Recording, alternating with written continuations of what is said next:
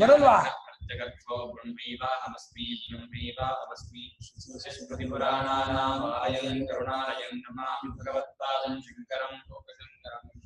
ಶಂಕರಾಚಾರ್ಯಂ ಕೇಶವಂ ಬಾದರಾಯಣಂ ಸೂತ್ರಭಾಷ್ಯಕೃತೋ ವಂದೇ ಭಗವಂತೋ ಪುನಃ ಪುನಃ ಶ್ರೀಮಚ್ಶಂಕರ ಭಗವತ್ಪೂಜ್ಯಪಾಸದ್ಗುರುಭ್ಯೋ ನಮಃ ವಂದೇ तं ಸಚ್ಚಿದಾನಂದಂ ವಿಧಿವರ್ಯಂ ಮಹಾಮತಿಂ ವೇದ ವೇದಾಂತಾರ್ಯಂ ತದ್ಗುರುಂ ಪ್ರಣತೋऽಸ್ಮ್ಯಹಂ ಸದಾ ಸಂಪ್ರದಾಯಜ್ಞಂ ಸಂಯಮೀಂದ್ರಂ ಸದಾಶ್ರಯಂ ತದ್ಗುರುಂ ಆಚಾರಂ ಸಮಾಶ್ರಯೇ ಶ್ರೀ ಶ್ರೀ ಚಿದಾನಂದೇಂದ್ರ ಸರಸ್ವತಿ ಮಹಾಸದ್ಗುರುಭ್ಯೋ ನಮಃ ಅಜೀಹಿ ಭಗವೋ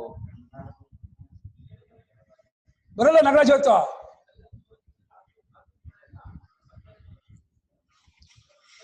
ಅವ್ರು ಬಂದ್ರೆ ಬರ್ತೀನಿ. ಬರ್ತೀವಿ ಗುರುಗಳೇ, ಬರ್ತೀವಿ. ಹೌದಾ? ಖುಷಿ ಆಯ್ತು ಖುಷಿ ಆಯ್ತು. ಆಯ್ತು ಆಯ್ತು ಓಕೆ ಓಕೆ ಅಮ್ಮ. ಸಮವಾಯಸ್ಯ ಚ ದ್ರವ್ಯಾತ್ ಅನ್ಯತ್ವೇ ಸತಿ ದ್ರವ್ಯೇಣ ಸಂಬಂಧಾಂತರಂ ವಾಚ್ಯಂ. ಸ್ವಾಮಿ, ನೀವು ತಾರ್ಕಿಕರಾಗಿರುವ ನಿಮಗೆ ಸಂಯೋಗ ಸಮವಾಯ ಅಂತ ಎರಡು ಸಂಬಂಧ ಹೇಳ್ತೀರಲ್ಲ, ಅದು ದ್ರವ್ಯಕ್ಕಿಂತ ಬೇರೆ ತಾನೆ? ಅದು ದ್ರವ್ಯವೇ ಅಲ್ವಲ್ಲ. ಅದೆರಡು ಸಮವಾಯ ಅನ್ನೋದು ಒಂದು ಸಂಬಂಧ, ಸಂಯೋಗ ಅಂತ ಸಂಬಂಧ. ಹೇಗೆ ಅಂದ್ರೆ ಇದರಲ್ಲಿ ಯಾವುದನ್ನು ಬಿಡಿಸಬಹುದು, ಇದರಲ್ಲಿರೋ ಕಪ್ಪು ಇದೆಯಲ್ಲ, ಈ ಕಪ್ಪು ಸಮವಾಯ ಸಂಬಂಧ ಸೇರ್ಕೊಂಡಿದೆ ಅಂತ. ಅಥವಾ ಈ ತೂಕ, ಈ ಗಾತ್ರ, ಈ ಪದಾರ್ಥಕ್ಕೆ ಸಮವಾಯ ಸಂಬಂಧ ಸೇರ್ಕೊಂಡಿದೆ. ಆದ್ರೆ ಇದು ನನ್ನ ಕೈ ಇದೆ ಸಂಯೋಗ ಸಂಬಂಧ. ಸಂಯೋಗ ಸಂಬಂಧವನ್ನು ಬಿಡಿಸಬಹುದು, ಸಮವಾಯ ಬಿಡಿಸೋಕ್ಕಾಗಲ್ಲ. ಆದರೆ ಸಂಯೋಗವಾಗಲಿ ಸಮವಾಯವಾಗಲಿ ಅದು ದ್ರವ್ಯಕ್ಕಿಂತ ಬೇರೆ ಅಂತಾರೆ, ದ್ರವ್ಯವೇ ಅಲ್ಲ ಅಂತಾರೆ. ದ್ರವ್ಯಕ್ಕಿಂತ ಬೇರೆ ಆದ್ಮೇಲೆ ಸಮವಾಯ, ಅವಾಗ ದ್ರವ್ಯದೊಡನೆ ಸಂಬಂಧ ಆಗ್ಬೇಕಾದ್ರೆ ಅದಕ್ಕಿಂತ ಸಂಬಂಧ ಆಗ್ಬೇಕಲ್ವೇ? ಯಾವ ರೀತಿ ಸಂಬಂಧವಾಗ್ಬಿಟ್ಟು ದ್ರವ್ಯದೊಡನೆ ಅದು ಸಮವಾಯ ಸಂಬಂಧ ಸೇರ್ಕೊಳತ್ತೋ ಸಂಯೋಗ ಸಂಬಂಧ ಸೇರ್ಕೊಳತ್ತೋ? ಯಾವುದು? ಸಮವಾಯ ದ್ರವ್ಯದೊಡನೆ ಸೇರ್ಕೋಬೇಕಾದ್ರೆ ಸಮವಾಯ ಸಂಬಂಧ ಸೇರ್ಕೊಳತ್ತೋ ಸಂಯೋಗ ಸಂಬಂಧ ಸೇರ್ಕೊಳತ್ತೋ? ಅದಕ್ಕಿಂತ ಸಂಬಂಧ ಹೇಳ್ಬೇಕು ನೀವು. ಸಮವಾಯ ಬೇರೆ ಅಂತೀರ ನೀವು. ಸಮವಾಯ ಅನ್ನೋದು ದ್ರವ್ಯಕ್ಕಿಂತ ಬೇರೆಯಾಗಿರ್ತಕ್ಕಂಥ ಒಂದು ಸಂಬಂಧವನ್ನು ಹೇಳುವಂತ ಒಂದು ಪದ. ಅದು ಸಮವೈತಿ ಇತಿ ಸಮವಾಯ. ಕೂಡ್ಕೊಳತ್ತೆ, ಸೇರ್ಕೊಳತ್ತೆ. ಯಾವ ರೀತಿ ಸೇರ್ಕೊಳತ್ತೆ, ಕೂಡ್ಕೊಳತ್ತೆ? ಬಿಡಿಸೋಕೆ ಬರದೇ ಇರೋ ಹಾಗೆ ಸೇರ್ಕೊಳತ್ತೆ. ನಮ್ಮ ಶರೀರದಲ್ಲಿರುವ ಸ್ಥೌಲ್ಯ ಇದೆಯಲ್ಲ, ಆ ಶರೀರಕ್ಕೆ ಸಮವಾಯ ಸಂಬಂಧ ಸೇರ್ಕೊಂಡಿದೆ. ಶರೀರವನ್ನು ಆ ಸ್ಥೂಲತ್ವವನ್ನು ಬಿಡಿಸೋಕ್ಕಾಗಲ್ಲ. ಶರೀರಕ್ಕೆ ಪೇಂಟ್ ಕಿಟ್ ಮಾಡಿದ್ರೆ ಆ ಸಂಯೋಗ ಸಂಬಂಧ ಹೋಗ್ಬಿಡುತ್ತೆ. ಸೀಮೆಣ್ಣೆ ಗಿಮೆಣ್ಣೆ ಹೆಚ್ಚಿಗೆ ತಿರ್ಬೋದು. ಹಾಗೆ ಈ ಸಮವಾಯ ಅಂತ ಕಲ್ಪಿಸಿದಿರಲ್ಲ, ಅವರು ಸಪ್ತ ಪದಾರ್ಥ ಅಂತಾರೆ. ದ್ರವ್ಯ ಗುಣ ಕರ್ಮ ಸಾಮಾನ್ಯ ವಿಶೇಷ ಸಮವಾಯ ಅಭಾವ ಸಪ್ತ ಪದಾರ್ಥ. 7 ಪದಾರ್ಥ. ಪೃಥ್ವಿ ತೇಜೋ ವಾಯು ಆಕಾಶ ಕಾಲರ್ಗಾತ್ಮ ಮನಾಂಸಿ ನವೈವ ದ್ರವ್ಯ. 9 ದ್ರವ್ಯ, ಸಪ್ತ ಪದಾರ್ಥ, ಚತುರ್ವಿಂಶತಿ ಗುಣ ಅಂತ ಹೇಳ್ತಾರೆ. ಅವರ ಪ್ರಕ್ರಿಯೆ ಅದು ತಿಳ್ಕೋಬೇಕು. ತಾರ್ಕಿಕ ಓದಬೇಕಾದ್ರೆ ಅವರು ಸಮವಾಯ ಎಂಬುದು ದ್ರವ್ಯಕ್ಕಿಂತ, ದ್ರವ್ಯ ಅಂದ್ರೆ ಏನೋ ಪದಾರ್ಥ, ಇದೊಂದು ದ್ರವ್ಯ ಪದಾರ್ಥ. ಈ ದ್ರವ್ಯಕ್ಕಿಂತ ಸಮವಾಯ ಎಂಬುದು ಬೇರೆ ಅಂತ ತಾರ್ಕಿಕರು ಹೇಳ್ತಾರೆ. ಬೇರೆ ಆಗ್ಬಿಟ್ಮೇಲೆ ಆ ಬೇರೆಯಾದ ಸಮವಾಯ ದ್ರವ್ಯದೊಡನೆ ಸೇರ್ಕೊಳ್ಬೇಕಾದ್ರೆ ಅದಕ್ಕೆ ಇನ್ನೊಂದು ಸಂಬಂಧಾಂತರ ನೀವು ಹೇಳ್ಬೇಕು. ಇನ್ನೊಂದು ಸಂಬಂಧವನ್ನ ಅದನ್ನು ಸೇರ್ಕೋಬೇಕು ಅಂತ ಹೇಳ್ಬೇಕು. ಹೇಗೆ ಯಥಾ ದ್ರವ್ಯ ಗುಣಯೋ, ದ್ರವ್ಯಕ್ಕೂ ಗುಣಕ್ಕೂ ಹೇಗೆ ಸಂಬಂಧ, ಸಂಯೋಗ ಸಂಬಂಧ ಅಂತ ಹೇಳ್ತೀರೋ, ದ್ರವ್ಯ ಗುಣ ಸಂಯೋಗವೂ ಇರುತ್ತೆ. ಕೆಲವಲ್ಲೇ ಕೆಲವು ಗುಣ ಬರುತ್ತೆ ಅಂತಾರೆ. ಕೆಲವು ಗುಣ, ಇವಾಗ ಪಾನಕಕ್ಕೆ ಸಿಹಿ ಅನ್ನೋದು ಸಂಯೋಗ ಸಂಬಂಧ ಬಂದಿರುತ್ತೆ. ಸಕ್ಕರೆಗೆ ನೀರಿಗೆ ಉಪ್ಪು ಹಾಕಿದ್ರೆ ಉಪ್ಪು ಗುಣ ಆಗುತ್ತೆ. ದ್ರವ್ಯ ಗುಣಗಳಿಗೆ ಹೇಗೆ ಸಂಬಂಧ ಹೇಳ್ತೀರೋ, ಸಮವಾಯಕ್ಕೂ ದ್ರವ್ಯಕ್ಕೂ ಸಂಬಂಧ ಹೇಳಿ. ಗುಣವು ಸಂಯೋಗವು ಸಮವಾಯವು 3 ದ್ರವ್ಯಕ್ಕಿಂತ ಬೇರೆ ಅಂತಾರೆ ಅವರು. ದ್ರವ್ಯ ಬೇರೆ, ಗುಣ ಬೇರೆ, ಸಂಯೋಗ ಬೇರೆ, ಸಮವಾಯ ಬೇರೆ. ದ್ರವ್ಯ ಗುಣಗಳಿಗೆ ಹೇಗೆ ಸಂಬಂಧ ಇದೆಯೋ ಹಾಗೆ ಸಮವಾಯಕ್ಕೂ ದ್ರವ್ಯಕ್ಕೂ ಸಂಬಂಧ ಇದೆ. ಆ ಸಂಬಂಧ ಹೇಗಾಯ್ತು ಅಂತ ಹೇಳ್ಬೇಕು ನೀವು. ಸಮವಾಯ ನಿತ್ಯ ಸಂಬಂಧ ಏವ ಇತಿ ನ ವಾಚ್ಯಮಿತಿ ಚೇತ್. ಸಮವಾಯಃ ನಿತ್ಯ ಸಂಬಂಧಃ ಏವ ಇತಿ ನ ವಾಚ್ಯಮಿತಿ ಚೇತ್.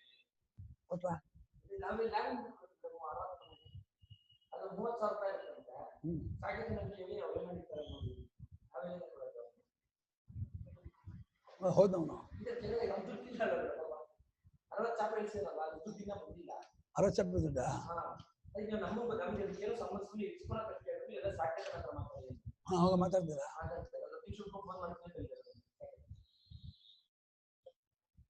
ಫೈನಾನ್ಸ್ ಅಲ್ಲಿ ನಮ್ಗೆ ಬ್ಯಾಂಕ್ ಅಲ್ಲೇ ಇದೆಯಲ್ಲ ನಮ್ದಲ್ಲ ಅದನ್ನು ನಿಮ್ಗೆ ಬ್ಯಾಂಕ್ ಸ್ವಾಮಿ ಸಮವಾಯ ಅಂದ್ರೆ ನಿತ್ಯ ಸಂಬಂಧವಾಗಿರೋದು ಅದಕ್ಕೆ ಇನ್ನೊಂದು ಸಂಬಂಧ ಹೇಳ್ಬೇಕಾಗಿಲ್ವಲ್ಲ ಯಾಕೆ ಹಂಗೆ ಕೇಳ್ತಿದ್ದೀರ ನೀವು ಅಂತ ಹೇಳ್ತಾ ಇದ್ದಾನೆ. ಸಮವಾಯ ಅಂದ್ರೆ ಸೇಲ್ ಆಗ್ಬಿಟ್ಟಿರೋದು. ಇವಾಗ ಆ ಕುರ್ಚಿಗೂ ಆ ನೀಲಿಗೂ ಸಮವಾಯ ಸಂಬಂಧ ಆಗಿದೆ. ಮತ್ತೆ ಅದು ಇನ್ನು ಆ ಕುರ್ಚಿಗೂ ನೀಲಿಗೂ ಯಾವ ಸಂಬಂಧ ಸೇರ್ಕೊಳ್ತು ಕೇಳಬೇಡಿ. ಸಮವಾಯ ಸಂಬಂಧ ನಿತ್ಯ ಸಂಬದ್ಧವಾದ್ದರಿಂದ ಅದಕ್ಕೆ ಇನ್ನೊಂದು ಸಂಬಂಧ ಹೇಳ್ಬೇಕಾಗಿಲ್ವಲ್ಲ ಅಂತಂದ್ರೆ ಹಾಗೆ ಅಂದ್ರೆ ತಥಾಚ ಸಮವಾಯ ಸಂಬಂಧವದಾಂ ನಿತ್ಯ ಸಂಬಂಧ ಪ್ರಸಂಗಾತ್ ಪೃಥಕ್ತ್ವ ಅನುಪತ್ತಿ. ಅವಾಗ ಸಮವಾಯ ಸಂಬಂಧ ಉಳ್ಳಂತಹ ದ್ರವ್ಯಗಳಿಗೆ ನಿತ್ಯ ಸಂಬಂಧವಿದೆ ಅಂತ ಆದ್ರಿಂದ ಅದು ಬೇರೆ ಅಂತ ಆಗೋಲ್ಲ. ಅವಾಗ ಯಾವುದು ಈ ಬೆರಳಿನ ದಪ್ಪ ಎರಡು ಆಗೋದೇ ಇಲ್ಲ. ಅವಾಗ ಬೆರಳಿನ ದಪ್ಪ ಬೆರಳಿನೊಡನೆ ಸಮವಾಯ ಸಂಬಂಧ ಸೇರ್ಕೊಂಡಿದೆ ಅಂದ್ರೆ ಏನದು ನಿತ್ಯ ಸಂಬಂಧ ಮೇಲೆ ಬೇರೆ ಅಲ್ಲ ಅಂತ ಬೆರಳನ್ನೇ ಬೆರಳಿನ ದಪ್ಪ ಅಂತ ಇದೆಯಾ ಅಂತ ಹೇಳುವಾಗ ಬೆರಳಿನ ದಪ್ಪ ಬೆರಳಿನ ಉದ್ದ ಬೆರಳಿನ ವೃತ್ತ ಆ ರೌಂಡ್ ಆಗಲಿ ಆ ಉದ್ದ ಆಗಲಿ ದಪ್ಪ ಆಗಲಿ ಬೆರಳಿನೊಡನೆ ಸಮವಾಯ ಸಂಬಂಧ ಸೇರ್ಕೊಂಡಿದೆ ಅಂತ ಅವನಂತಾನೆ. ಅಲ್ಲಯ್ಯ ಸಮವಾಯ ಸಂಬಂಧ ಸೇರ್ಕೊಂಡಿದ್ರೆ ಬೆರಳಿಗಿಂತ ಬೇರೆ ತಾನೆ ಸಮವಾಯ ಸಂಬಂಧ. ಅವಾಗ ಸಮವಾಯ ಸಂಬಂಧ ಬೆರಳನ್ನ ಸೇರ್ಕೋಬೇಕಾದ್ರೆ ಯಾವ ರೀತಿ ಸಂಬಂಧ ಸೇರ್ಕೊಳ್ತೋ ಸಂಯೋಗ ಸಂಬಂಧ ಸೇರ್ಕೊಳ್ತೋ ಸಮವಾಯ ಸಂಬಂಧ ಸೇರ್ಕೊಳ್ತೋ ಆ ಸಂಬಂಧ ಆ ಸಮವಾಯಕ್ಕಿಂತ ಸಮವಾಯ ಅನವಶ್ಯ ಆಗತ್ತೆ. ಇಲ್ಲ ಸ್ವಾಮಿ ಆ ನಿತ್ಯ ಸಂಬದ್ಧ ಅಂತಂದ್ರೆ ಅವಾಗ ಬೇರೆ ಅಲ್ಲ ಅನ್ನೋ ಅದನ್ನೇ ಸಮವಾಯ ಅಂತ ಇದ್ದೀನಿ ಹಾಗೆ ಹೇಳು. ಬೆರಳನ್ನೇ ಉದ್ದ ದಪ್ಪ ರೌಂಡು ಅಂತ ಹೇಳ್ತಾ ಇದ್ದೀನಿ. ಆ ಉದ್ದ ದಪ್ಪ ರೌಂಡು ಅನ್ನೋದು ಬೆರಳಿಗಿಂತ ಬೇರೆಯಾಗಿದ್ದು ಬೆರಳಿನ ಸಮವಾಯ ಸಂಬಂಧ ಸೇರಿಕೊಂಡಿದೆ ಅಂತ ಆ ರೀತಿ ಹೇಳ್ಬೇಡ. ಅವಾಗ ನಿತ್ಯ ಸಂಬದ್ಧ ಅಂತಂದ್ರೆ ಅತ್ಯಂತ ಪ್ರಸಕ್ತೇಚ ದ್ರವ್ಯಾದೀನಾಂ ಸ್ಪರ್ಶವತ್ ಅಸ್ಪರ್ಶವತ್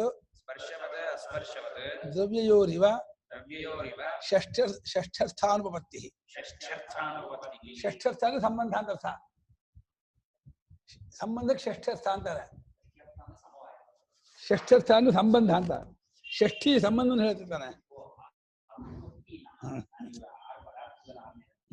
ಷಷ್ಠಸ್ಥಾನುಪತ್ತಿ ಅಂದ್ರೆ ಸಂಬಂಧಾನುಪತ್ತಿ ಅಂತ ಅರ್ಥ. ಅತ್ಯಂತ ಪ್ರಸಕ್ತವೆ ಕಯೋ ದ್ರವ್ಯ ಸಮವಾಯೋ ದ್ರವ್ಯಕ್ಕೂ ಸಮವಾಯಕ್ಕೂ ಅತ್ಯಂತ ಪ್ರಸಕ್ತವಾದರೆ ಅವಾಗ ದ್ರವ್ಯಗಳಿಗೆ ಸ್ಪರ್ಶವುಳ್ಳದ್ದಾಗಿರೋದು ಸ್ಪರ್ಶವಿಲ್ಲದೆ ಇರೋದು ಅನ್ನುವಂತಹ ಈ ದ್ರವ್ಯಗಳಿಗೆ ಹೇಗೆ ಸಂಬಂಧ ಆಗುತ್ತೆ. ಅವಾಗ ಸಮವಾಯಕ್ಕೆ ಇದಿಲ್ಲ, ಸ್ಪರ್ಶ ಇಲ್ಲ, ದ್ರವ್ಯಕ್ಕೆ ಸ್ಪರ್ಶ ಇದೆ. ಇದೆರಡಕ್ಕೆ ಸಂಬಂಧ ಹೆಂಗೆ ಆಗತ್ತೆ? ಆಕಾಶಕ್ಕೂ ಕೈಗೂ ಸಂಬಂಧ ಆಗತ್ತನೆಯ. ಸಮವಾಯ ಅಂತ ಒಂದು ಹೇಳ್ತಿದ್ದಿಲ್ಲ, ಅದೊಂದು ಸ್ಪರ್ಶವುಳ್ಳದ್ದು ಸ್ಪರ್ಶವಿಲ್ಲದ್ದು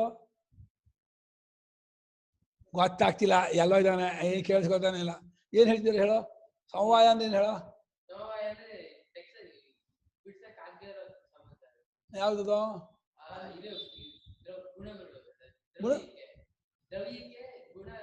ದ್ರವ್ಯ ಎಂದೇನು? ಪದಾರ್ಥಕ್ಕೆ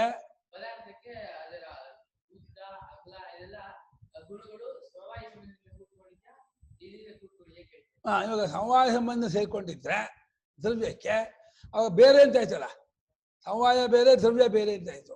ಅದು ಸ್ಪರ್ಶ ಉಳ್ಳದ್ದು ದ್ರವ್ಯ, ಸ್ಪರ್ಶವಿಲ್ಲದ್ದು ಸಮವಾಯ. ಅದೆರಡಕ್ಕೆ ಹೇಗೆ ಷಷ್ಠಸ್ಥ ಆಗತ್ತೆ, ಸಂಬಂಧ ಆಗತ್ತೆ ಅದು ಹೇಳು ಅಂತ ಕೇಳ್ತಾ ಇದ್ದಾರೆ.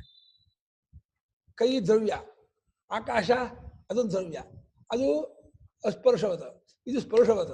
ಸ್ಪರ್ಶ ಉಳ್ಳದ್ದಾದ ಕೈಗೂ ಸ್ಪರ್ಶವಿಲ್ಲದೆ ಇರುವಂಥ ಆಕಾಶಕ್ಕೆ ಹೆಂಗೆ ಸಂಬಂಧ ಆಗತ್ತೆ? ಸಮವಾಯ ಅನ್ನೋದು ಒಂದು ಗುಣ ಅಂತ ಹೇಳಿ ಅದು ದ್ರವ್ಯ, ಅದು ಸ್ಪರ್ಶವಿಲ್ಲದ್ದು ರೂಪವಿಲ್ಲದ್ದು ಅದಕ್ಕೆ ಯಾವುದೇ ಇದಿಲ್ಲದ್ದು ಅಂತ ಆದ್ರೆ ನಿರ್ವಿಶೇಷ ಅಂತ ಆದ್ರೆ ಅದನ್ನು ಸಂಬಂಧ ಪಡ್ಕೊಳ್ತಾ ಇದೆ ಪದಾರ್ಥಗಳನ್ನೇ. ದ್ರವ್ಯಯೋ ಹೇಗೆ ಎರಡು ದ್ರವ್ಯಗಳಿಗೆ ಸಂಬಂಧ ಹೊಂದತ್ತೋ ದ್ರವ್ಯಯೋ ಯಥಾ ಷಷ್ಠರ್ಥ ಉಪಪತ್ತಿ ತಥಾ ಷಷ್ಠರ್ಥ ಅನುಪಪತ್ತಿ. ದ್ರವ್ಯಯೋ ಹಸ್ತಯೋ ಷಷ್ಠರ್ಥಃ ನಾಮ ಸಂಬಂಧ ಯಥಾ ಉಪಪದ್ಯತೆ ಏವಂ ಸ್ಪರ್ಶವದ್ ಅಸ್ಪರ್ಶಗುಣಯೋ ಸಮವಾಯ ದ್ರವ್ಯಯೋ ಷಷ್ಠರ್ಥ ಅನುಪಪತ್ತಿ. ಸ್ಪರ್ಶವುಳ್ಳದ್ದಾಗಿರುವ ಕೈಯು ಸ್ಪರ್ಶವಿಲ್ಲದೆ ಇರತಕ್ಕದ್ದಾಗಿರುವ ಸಮವಾಯಕ್ಕೂ ಸಂಬಂಧ ಹೊಂದಲ್ಲ. ಎರಡು ಪದಾರ್ಥ ಇದಕ್ಕೂ ಸಂಬಂಧ ಆಗತ್ತೆ. ಇದು ಸ್ಪರ್ಶವುಳ್ಳದ್ದು, ಇದು ಸ್ಪರ್ಶವುಳ್ಳದ್ದು, ಸಂಬಂಧ ಆಗತ್ತೆ. ಆದರೆ ಸ್ಪರ್ಶವೇ ಇಲ್ಲ ಸಮವಾಯಕ್ಕೆ. ಸಮವಾಯ ಅಂತ ಒಂದು ಗುಣ, ಅದು ದ್ರವ್ಯದೊಡನೆ ಸೇರ್ಕೊಳ್ತೆ ಅಂತೀಯ. ಸ್ಪರ್ಶವಿಲ್ಲದೆ ಇರುವ ಸಮವಾಯವೆಂಬ ಗುಣವು ಸ್ಪರ್ಶವುಳ್ಳಂತಹ ದ್ರವ್ಯದೊಡನೆ ಹೇಗೆ ಸೇರ್ಕೊಳ್ಳುತ್ತೆ? ಅದು ಹೊಂದೋದಿಲ್ವಲ್ಲ ಅಂತ. ಷಷ್ಠಸ್ಥ ಹೊಂದಲ್ಲ. ಇಚ್ಛಾದಿ ಉಪಜನ ಅಪಾಯವತ್ ಗುಣವತ್ವೇಚ ಆತ್ಮನಃ ಅನಿತ್ಯತ್ವ ಪ್ರಸಂಗ. Point number 2. ಇವಾಗ ಇನ್ನೊಂದು ನಂಬರ್ 1. ಇವಾಗ ಅವನು ಇಚ್ಛಾದಿ 8 ಗುಣಗಳು ಆತ್ಮ ಸಂಬಂಧಪಟ್ಟದ್ದು, ಆತ್ಮನ ಗುಣ ಅಂತ ಹೇಳ್ತಾರೆ. ಅಲ್ಲಯ್ಯ, ಇಚ್ಛಾ, ದ್ವೇಷ, ಸುಖ, ದುಃಖ, ಭಯ, ಅವಿದ್ಯೆ ಇತ್ಯಾದಿಗಳು ಆತ್ಮನಿಗೆ ಬಂದು ಹೋಗಿ ಮಾಡ್ತಾ ಇದ್ರೆ ಹೇಗೆ ಒಂದು ಚರ್ಮದ ಮೇಲೆ ಜಿಂಕೆ ಚರ್ಮನೋ ಹುಲಿ ಚರ್ಮನೋ ಮನೆ ಮೇಲೆ ಹಾಕಿದ್ರೆ ಬಿಸಿಲು, ಮಳೆ, ಚಳಿ, ಗಾಳಿ ಬಿದ್ದು ಚರ್ಮ ಲಡ್ಡಾಗತ್ತೋ, ಹಾಗೆ ಆತ್ಮನಿಗೆ ಇಚ್ಛಾದಿ ಗುಣಗಳು ಬಂದು ಹೋಗಿ ಮಾಡೋದ್ರಿಂದ ಆತ್ಮ ಏನಾಗ್ತಾನೆ? ಅನಿತ್ಯವಾಗ್ತಾನೆ. ಅಪಯನ್ ಧರ್ಮೋ ವಿಕರೋತಿ ಹಿ ಧರ್ಮಿಣಂ ಅಪ್ಪ ಧನ್ಯಾಸ್ಪ. ಕ್ಯಾಪ್ ಇದೆಯಲ್ಲ, ಸಾರ್ಥಕ ಆಯ್ತು. ಶ್ಲೋಕ ಕೇಳಬೇಡಿ, ಹೇಳ್ತಾರಲ್ಲ. ಇಚ್ಛಾದೇಹ ಅಷ್ಟೌ ಗುಣಾ ಆತ್ಮನಃ ಗುಣಾ ಇತಿ ವದಂತಿ ತಾರ್ಕಿಕಾಃ. ಇಚ್ಛೆಯೇ ಮುಂತಾದ 8 ಗುಣಗಳು ಉಪಜನ ಅಪಾಯ. ಉಪಜನ ಅಂದ್ರೆ ಉಂಟಾಗೋದು, ಅಪಾಯ ಅಂದ್ರೆ ಬಿಟ್ಟೋಗೋದು.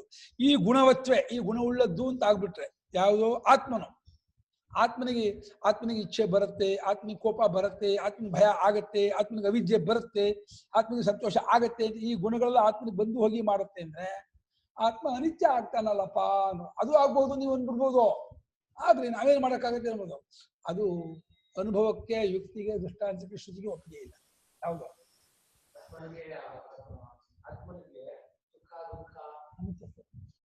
ಅನಿತ್ಯತ್ವ ಒಪ್ಪಿಗೆ ಇಲ್ಲ. ದೇಹ ಫಲಾಧಿವತ್ ಶರೀರ ಮತ್ತು ಹಣ್ಣು. ಮಾವಿನಕಾಯಿ ಹೀಚಾಗಿದ್ದಾಗ ಅಂತ ಇದಾಗುತ್ತೆ, ಒಗಸಾಗಿರುತ್ತೆ. ಸ್ವಲ್ಪ ದಪ್ಪ ಆದರೆ ಹುಳಿ ಆಗುತ್ತೆ. ಇನ್ನೂ ಸ್ವಲ್ಪ ಡೋರ್ಗಾಯಿ ಆದರೆ ಸ್ವಲ್ಪ ಹುಳಿ ಕಮ್ಮಿ ಆಗುತ್ತೆ. ಚೆನ್ನಾಗಿ ರೈಪದ ಹಣ್ಣಾದರೆ ಸಿಹಿ ಆಗಿರುತ್ತೆ. ಅದು ಹೇಗೆ ಬದಲಾವಣೆ ಆಗ್ತದೆ. ಆಮೇಲೆ ಇನ್ನೂ 2-4 ದಿವಸ ಇಟ್ಟರೆ ಹೊಲಸು ಹೋಗುತ್ತೆ. ಒಂದು 10 ದಿವಸ ಇಟ್ಬಿಡಿ. ದೇಹ ಮಗುವಾಗಿದೆ, ಒಂದು ಗೇಣು 1 ಅಡಿ ಇರುತ್ತೆ. ಆಮೇಲೆ ಬೆಳೀತಾ 5 ಅಡಿ 6 ಅಡಿವರೆಗೂ ಬೆಳೆಯುತ್ತೆ. 80-90 ಕುಕ್ತಾ ಹೋಗುತ್ತೆ, ಗೋಟಕ್ಕರುತ್ತೆ. ಮಾವಿನ ಹಣ್ಣು ಅಂತ, ಮಾವಿನ ಹಣ್ಣು ಅಂತ ಅದು. ಮಾವಿನ ಹಣ್ಣು ಅಂತ ಅಳಿಯ ಮಾವನ ಹಣ್ಣು, ಮಾವಿನ ಹಣ್ಣಲ್ಲ.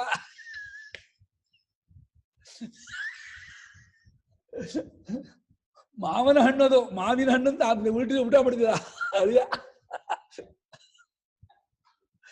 ಮಾವ ಹೆಣ್ಣು ಕೊಟ್ಟು ಹಣ್ಣು ಮಾಡ್ತಾನೆ. ಮಾವ ಹೆಣ್ಣು ಕೊಟ್ಟು ಹಣ್ಣು ಮಾಡ್ತಾನೆ ಅಳಿಯನ್ನ. ಹೆಣ್ಣು ಕೊಟ್ಟು ಹಣ್ಣು ಮಾಡ್ಬೇಕಲ್ಲ ಅಳಿಯಂಗೆ ಹಣ್ಣಾಗಿ ಮಾಡಿಸ್ತಾರೆ ಗುರುಗಳೇ, ಹಣ್ಣು ಮಾಡಿಸ್ತಾನೆ. ಅದಕ್ಕೆ ಮಾವಿನ ಹಣ್ಣು ಇವನು ಅಳಿಯ. ಮಲ್ಲಿಕಾ ಅಂತ ಮಾವಿನ ಹಣ್ಣೇ ಹೆಸರು, ಮಲ್ಲಿಕಾ ಅಂತ.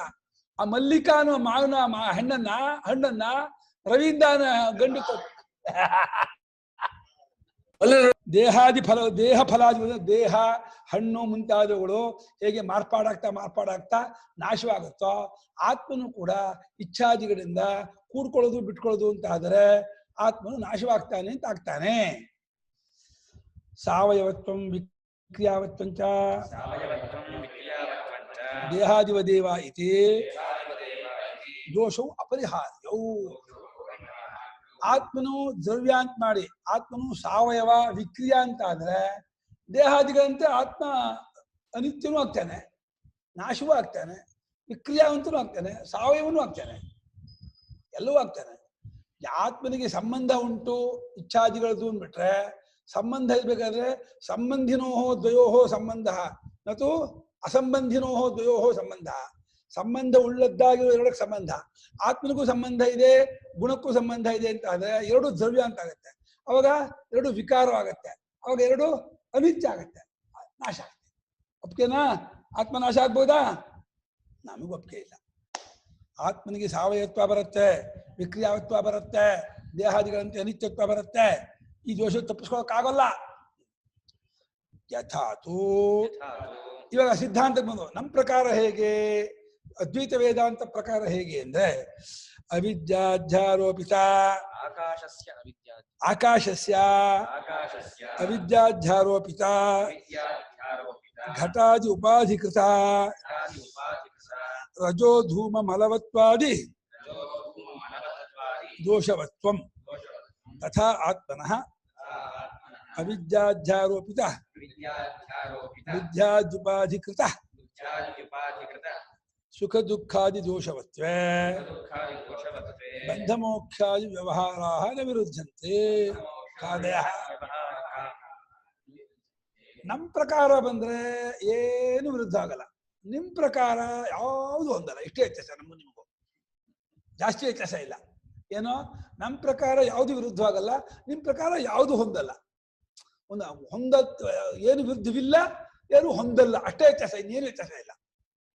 ನಮ್ಮ ಪ್ರಕಾರ ಏನು ಅಂದ್ರೆ ಆಕಾಶಕ್ಕೆ ಹೇಗೆ ತಪ್ಪಲಿಕೆಯಿಂದ ಹುಟ್ಟಾಕಿದ್ದಾಗಿರುವ ಗಡಿಗೆ ಮುಂತಾದ ಉಪಾಧಿಯಿಂದಾದ ಧೂಳಿದೆ, ಹೊಗೆ ಇದೆ, ಹಿಮ ಇದೆ ಅಂತಂತಂದ್ರೆ, ಏನೋ ವಾಸನೆ ಇದೆ ಗಡಿಗೆಯಲ್ಲಿ ಅಂತಂದ್ರೆ ಅದು ಹೇಗೆ ಆಕಾಶಕ್ಕೆ ಅಂಟಿರಲ್ವೋ, ಆ ಮಲತ್ತ ದೋಷವುಳ್ಳ ದೂರದ ವಿದ್ಯಾಧ್ಯಾರೋಪಿತವೋ, ವಾಸ್ತವಿಕವಾಗಿ ಆಕಾಶಕ್ಕೆ ರಜೋಧೂಮಾದಿಗಳ ಸಂಬಂಧವಿಲ್ಲವೋ, ಅದೇ ರೀತಿ ಆತ್ಮನಿಗೆ ಬುದ್ಧಾದ್ಯುಪಾದಿಯಿಂದಾಗಿರುವ ಸುಖ ದುಃಖಾದಿ ದೋಷಗಳು ಅವಿದ್ಯಾಧ್ಯಾರೋಪಿತವಾಗಿರುವಂಥವುಗಳು, ತಪ್ಪುಳಿಕೆಯಿಂದಲೇ ಹುಟ್ಟಾಕಿದ್ದಾಗಿರುವಂಥವುಗಳು. ರಿಯಲಿ ಆತ್ಮನಿಗೆ ಸುಖ ದುಃಖಾದಿಗಳಿಲ್ಲ, ಶೋಕಮೋಹಾದಿಗಳಿಲ್ಲ, ರಾಗದ್ವೇಷಾದಿಗಳಿಲ್ಲ, ಜನ್ಮ ಮರಣಾದಿಗಳಿಲ್ಲ. ಅವಿದ್ಯಾಧ್ಯಾರೋಪಿತವಾಗಿ ಸುಖ ದುಃಖ ಹರ್ಷ ವಿಷಾದ ರಾಗ ದ್ವೇಷ ಶೋಕ ಮೋಹ ಜನ್ಮ ಮರಣ ಎಲ್ಲವೂ ಆತ್ಮ ಮೇಲೆ ಹುಟ್ಟುಗಟ್ಟಿದ್ದಾಗಿ ತೋರ್ತಾ ಇದೆ, ಹುಟ್ಟುಗಟ್ಟಿದ್ದಾಗಿದೆ, ಇಂಪೋಸ್ ಆರೋಪವಾದದ್ದಾಗಿದೆ ಅಂತ ಆಗ್ಬಿಟ್ರೆ, ಬಂಧಮೋಕ್ಷಾದಿಗಳು ಹಾಗೆ ಎಲ್ಲ ಆರೋಪ ಅಂತ ಆಗ್ಬಿಟ್ರೆ ವ್ಯಾವಹಾರಿಕವಾಗಿರುವ ಈ ಆರೋಪದಿಂದ ಏನು ವಿರುದ್ಧವಾಗಲ್ಲ. ಅವಿದ್ಯೆ ಇರುವವರೆಗೆ ಇದೆಲ್ಲ ಇರುತ್ತೆ, ಅವಿದ್ಯೆ ಇದ್ದಾಗ ಯಾವುದು ಇಲ್ಲ. ಹಾಗಾಗಿ ನಮ್ಮ ಸಿದ್ಧಾಂತ ಬರ್ಬೋದು. ಯಾಕೆ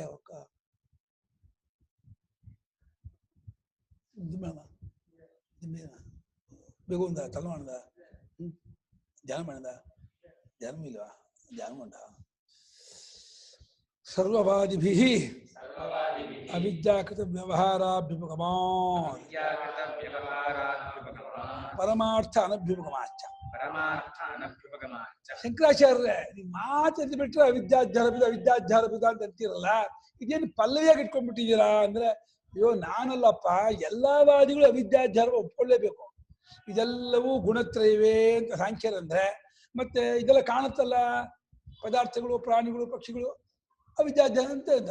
ಇದೆಲ್ಲವೂ ಪರಮಾಣುವೇ ವೈಶೇಷಿಕರಂದ್ರೆ, ಇದೆಲ್ಲ ಕಾಣುತ್ತವೆ ಅಂತಂದ್ರೆ ಅವರು ಅವಿದ್ಯಾಧ್ಯಾರ ಅಂತ ಹೇಳಲೇಬೇಕು. ಬೌದ್ಧರು ಇದೆಲ್ಲ ಶೂನ್ಯ ಅಂದ್ರೆ ಮತ್ತೆ ಇದೆಲ್ಲ ಕಾಣುತ್ತಲ್ಲ ಅವಿದ್ಯಾ ಅನ್ನಲೇಬೇಕು. ಅವಿದ್ಯಾಧ್ಯಾರೋಪಿತತ್ವವನ್ನ ಯಾರು ಬಿಡೋ ಹಾಗಿಲ್ಲ.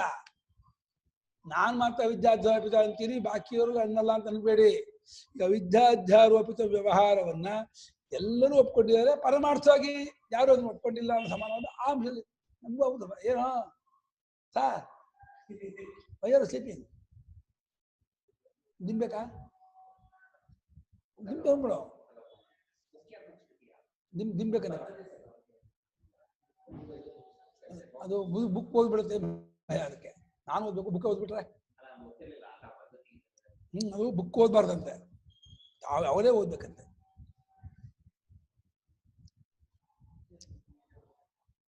ಬನ್ನಿ ಮುನ್ನಟಿ. ಆತ್ಮಭೇದ ಪರಿಕಲ್ಪನಾ ಸೈವ ತಾರ್ಕಿಕೈ ಕ್ರಿಯತೆ ಇತಿ.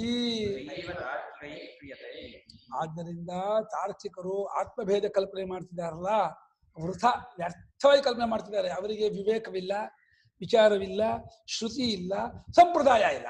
ಇನ್ನೇನ್ ಬೇಕಮ್ಮ ಇಲ್ಲ ಅನ್ನೋದಕ್ಕೆ? ಶ್ರುತಿ, ಯುಕ್ತಿ, ಅನುಭವ, ಶ್ರುತಿ, ಸಂಪ್ರದಾಯ ಯಾವುದೂ ಇಲ್ಲ. ಬಾಕಿ ಎಲ್ಲ ಆತ್ಮಭೇದ. ನಾಯಿ ಕತ್ತೆ ಹಂದಿಯೂ ನೋಡ್ತಾ ಇದೆ ಆತ್ಮಭೇದವನ್ನು. ಅದಕ್ಕೆ ತಾರ್ಕಿಕ ಬೇಕಾ, ಶಾಸ್ತ್ರ ಬೇಕಾ? ಎಲ್ಲ ಪ್ರತಿಯೊಂದು ಪ್ರಾಣಿಯೂ ಭೇದವನ್ನೇ ನೋಡ್ತಿರೋ, ಯಾರು ಅದ್ವೈತ ನೋಡ್ತಾ ಇಲ್ಲ. ಅದು ಅದ್ವೈತಕ್ಕೆ ಒಂದು ಶಾಸ್ತ್ರ ಬೇಕಿಲ್ಲ, ಅದಕ್ಕೊಂದು ಸಂಪ್ರದಾಯ ಪದ್ಧತಿ ಸಿದ್ಧಾಂತ ಬೇಕಿಲ್ಲ. ದ್ವೈತದಲ್ಲೇ ನಾವೆಲ್ಲ ಇರೋದು, ದ್ವೈತವನ್ನೇ ನಾವು ವ್ಯವಹಾರ ಮಾಡ್ತಿರೋದು. ಅದನ್ನಿಂದ ಪ್ರತಿಪಾದನೆ ಮಾಡಬೇಕು. ಆದ್ದರಿಂದ ಈ ತಾರ್ಕಿಕರು ಆತ್ಮಭೇದ ಪರಿಕಲ್ಪನೆ ಏನು ಮಾಡಿದ್ದಾರೆ ಅದು ವ್ಯರ್ಥವಾದ ಕಲ್ಪನೆಯೇ ಹೊರತು ಅದಕ್ಕೇನು ಮೀನಿಂಗ್ ಇಲ್ಲ, ಮೀನಿಂಗ್ಲೆಸ್ಸು ಅಂತಂದ್ರು. ಈಗ ಪ್ರಕೃತ ಮನುಸರಾಮಃ ಪಾಯಸಂ ಭಕ್ಷಯಾಮಃ ಅಂತ ಪ್ರಕೃತ ವಿಚಾರಕ್ಕೆ ಬರೋಣ ನಾವು. ಕಥಂ ಪುನಃ ಆತ್ಮಭೇದ ನಿಮಿತ್ತ ಇವ ವ್ಯವಹಾರ ಏಕಸ್ಮಿನ್ನಾತ್ಮನಿ ಅವಿದ್ಯಾಕೃತಃ ಉಪಪದ್ಯತೆ ಇದೆ. ಇದು ಹೆಂಗ್ರಿ ನೀವು ಈ ವ್ಯವಹಾರವು ಅವಿದ್ಯಾಕೃತವಾದದ್ದು ಅಂತ ಹೆಂಗೆ ಹೇಳ್ತೀರಾ? ಆತ್ಮವು ಬಿಡಿಬಿಡಿಯಾಗಿ ಇದಾನೇನೋ ನಿಮಿತ್ತದಿಂದ ಆದಂತೆ ತೋರ್ತಾ ಇದೆ, ನಿಜವಾಗಿ ಬೇರೆ ಬೇರೆಯಾಗೇ ಇಲ್ಲ. ಆತ್ಮಭೇದ ನಿಮಿತ್ತ ಇವ ಅಂದ್ರು, ಆತ್ಮನು ಬಿಡಿಬಿಡಿಯಾಗೇ ಇದ್ದಾನೋ ಹಾಗೆ ತೋರ್ತಾ ಇದ್ದಾನೆ. ಹಾಗೆ ತೋರ್ದೋದಕ್ಕೆ ಅವಿದ್ಯೆ ಕಾರಣ.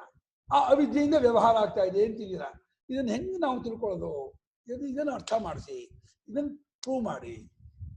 ಒಂದೇ ಆತ್ಮನಲ್ಲಿ, ಅದ್ವಿತೀಯನಾದ ಆತ್ಮನಲ್ಲಿ ಆತ್ಮಭೇದ ಹೇಗೆ ಬಂತೋ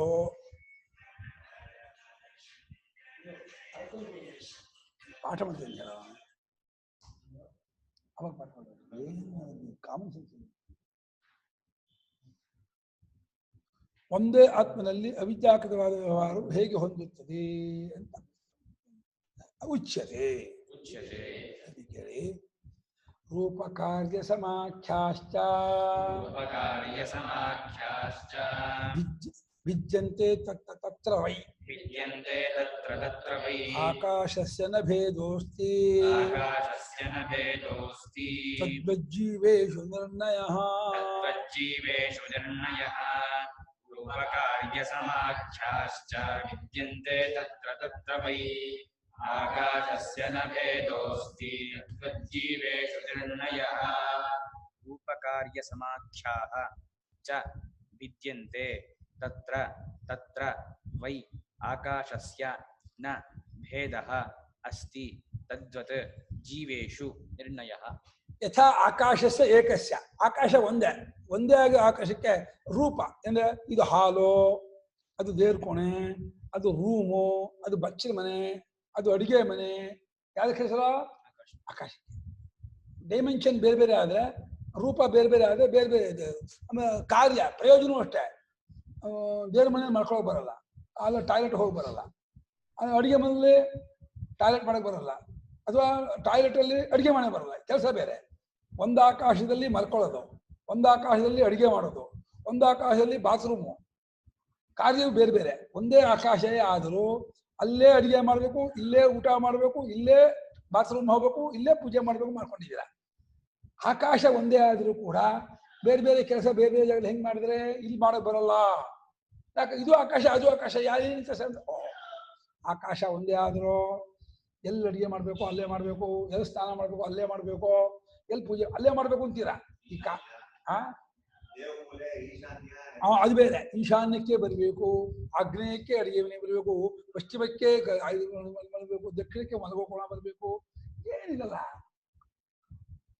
ಆಕಾಶಕ್ಕೆ ರೂಪದ ಭೇದ, ಕಾರ್ಯ ಅಂದ್ರೆ ಪ್ರಯೋಜನ ಅದು ಭೇದ. ಸಮಾಖ್ಯ ಹೆಸರು ಒಂದೇ ಆಕಾಶವಾದ್ರು, ಒಂದು ಹಾಲು ಅಂತ, ಒಂದು ರೂಮ್ ಅಂತ, ಒಂದು ದೇವ್ರ ಮನೆ ಅಂತ, ಅಡಿಗೆ ಮನೆ ಅಂತ, ಒಂದಕ್ಕೆ ಇದು ಅಂತಾರೆ, ಒಂದು ಕುಡಿಕೆ ಅಂತ, ಮಡಿಕೆ ಅಂತ, ಒಂದು ಸೇರು, ಒಂದು 2 ಸೇರು, ಒಂದು 100 ಸೇರು, ಒಂದು 5 ಸೇರು, ಒಂದು 10 ಸೇರು, ಏನಿದ?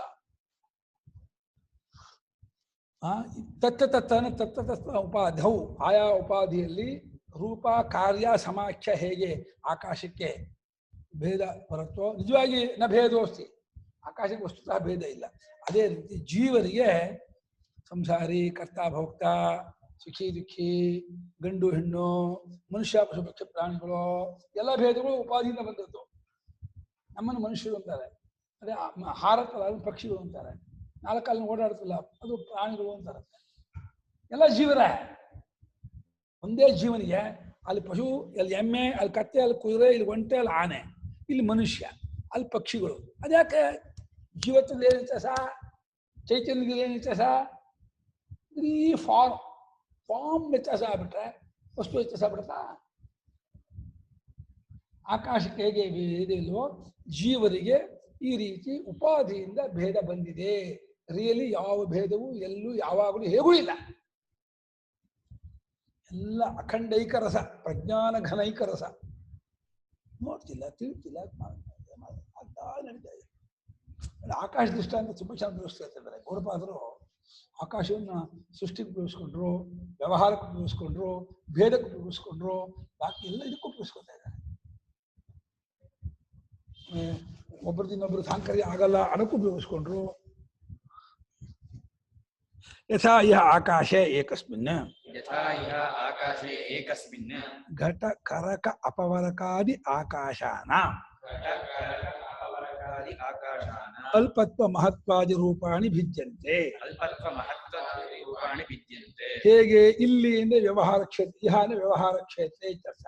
ಈ ವ್ಯವಹಾರ ಕ್ಷೇತ್ರದಲ್ಲಿ ಆಕಾಶದ ವಿಷಯದಲ್ಲಿ, ಆಕಾಶ ವೈಶಿಕ ಸಪ್ತಮಿ, ಆಕಾಶದ ವಿಷಯದಲ್ಲಿ ಅದು ಒಂದೇ, ಎಲ್ಲರಿಗೂ ಆಕಾಶ ಒಂದೇ. ಆದರೂ ಇದು ಘಟಾಕಾಶ, ಇದು ಕರಕಾಕಾಶ. ಕರಕಾನ ಕುಡಿಕೆ, ಘಟಾನ ಗಡಿಗೆ, ಗಡಿಗೆ ದೊಡ್ಡದು, ಕುಡಿಕೆ ಚಿಕ್ಕದು. ಅಪವರ್ಕನ ಕೋಣೆ, ಅಪವರ್ಕನ ರೂಮ್, ಆಕಾಶ.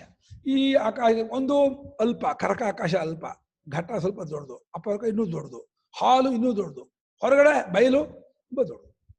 ದೊಡ್ಡದು ಏನು ಆಕಾಶ ಸುಮ್ಮನೆ ಯಾರಿಗೆ? ಆಕಾಶಕ್ಕೆ ನಿಮ್ಗ ನಿಮ್ಗೇನು ಪ್ರಯೋಜನ ಆಗ್ಬೇಕು? ಎಲ್ಲರೂ ಆಕಾಶದ ಆಗೋ ಪ್ರಯೋಜನ.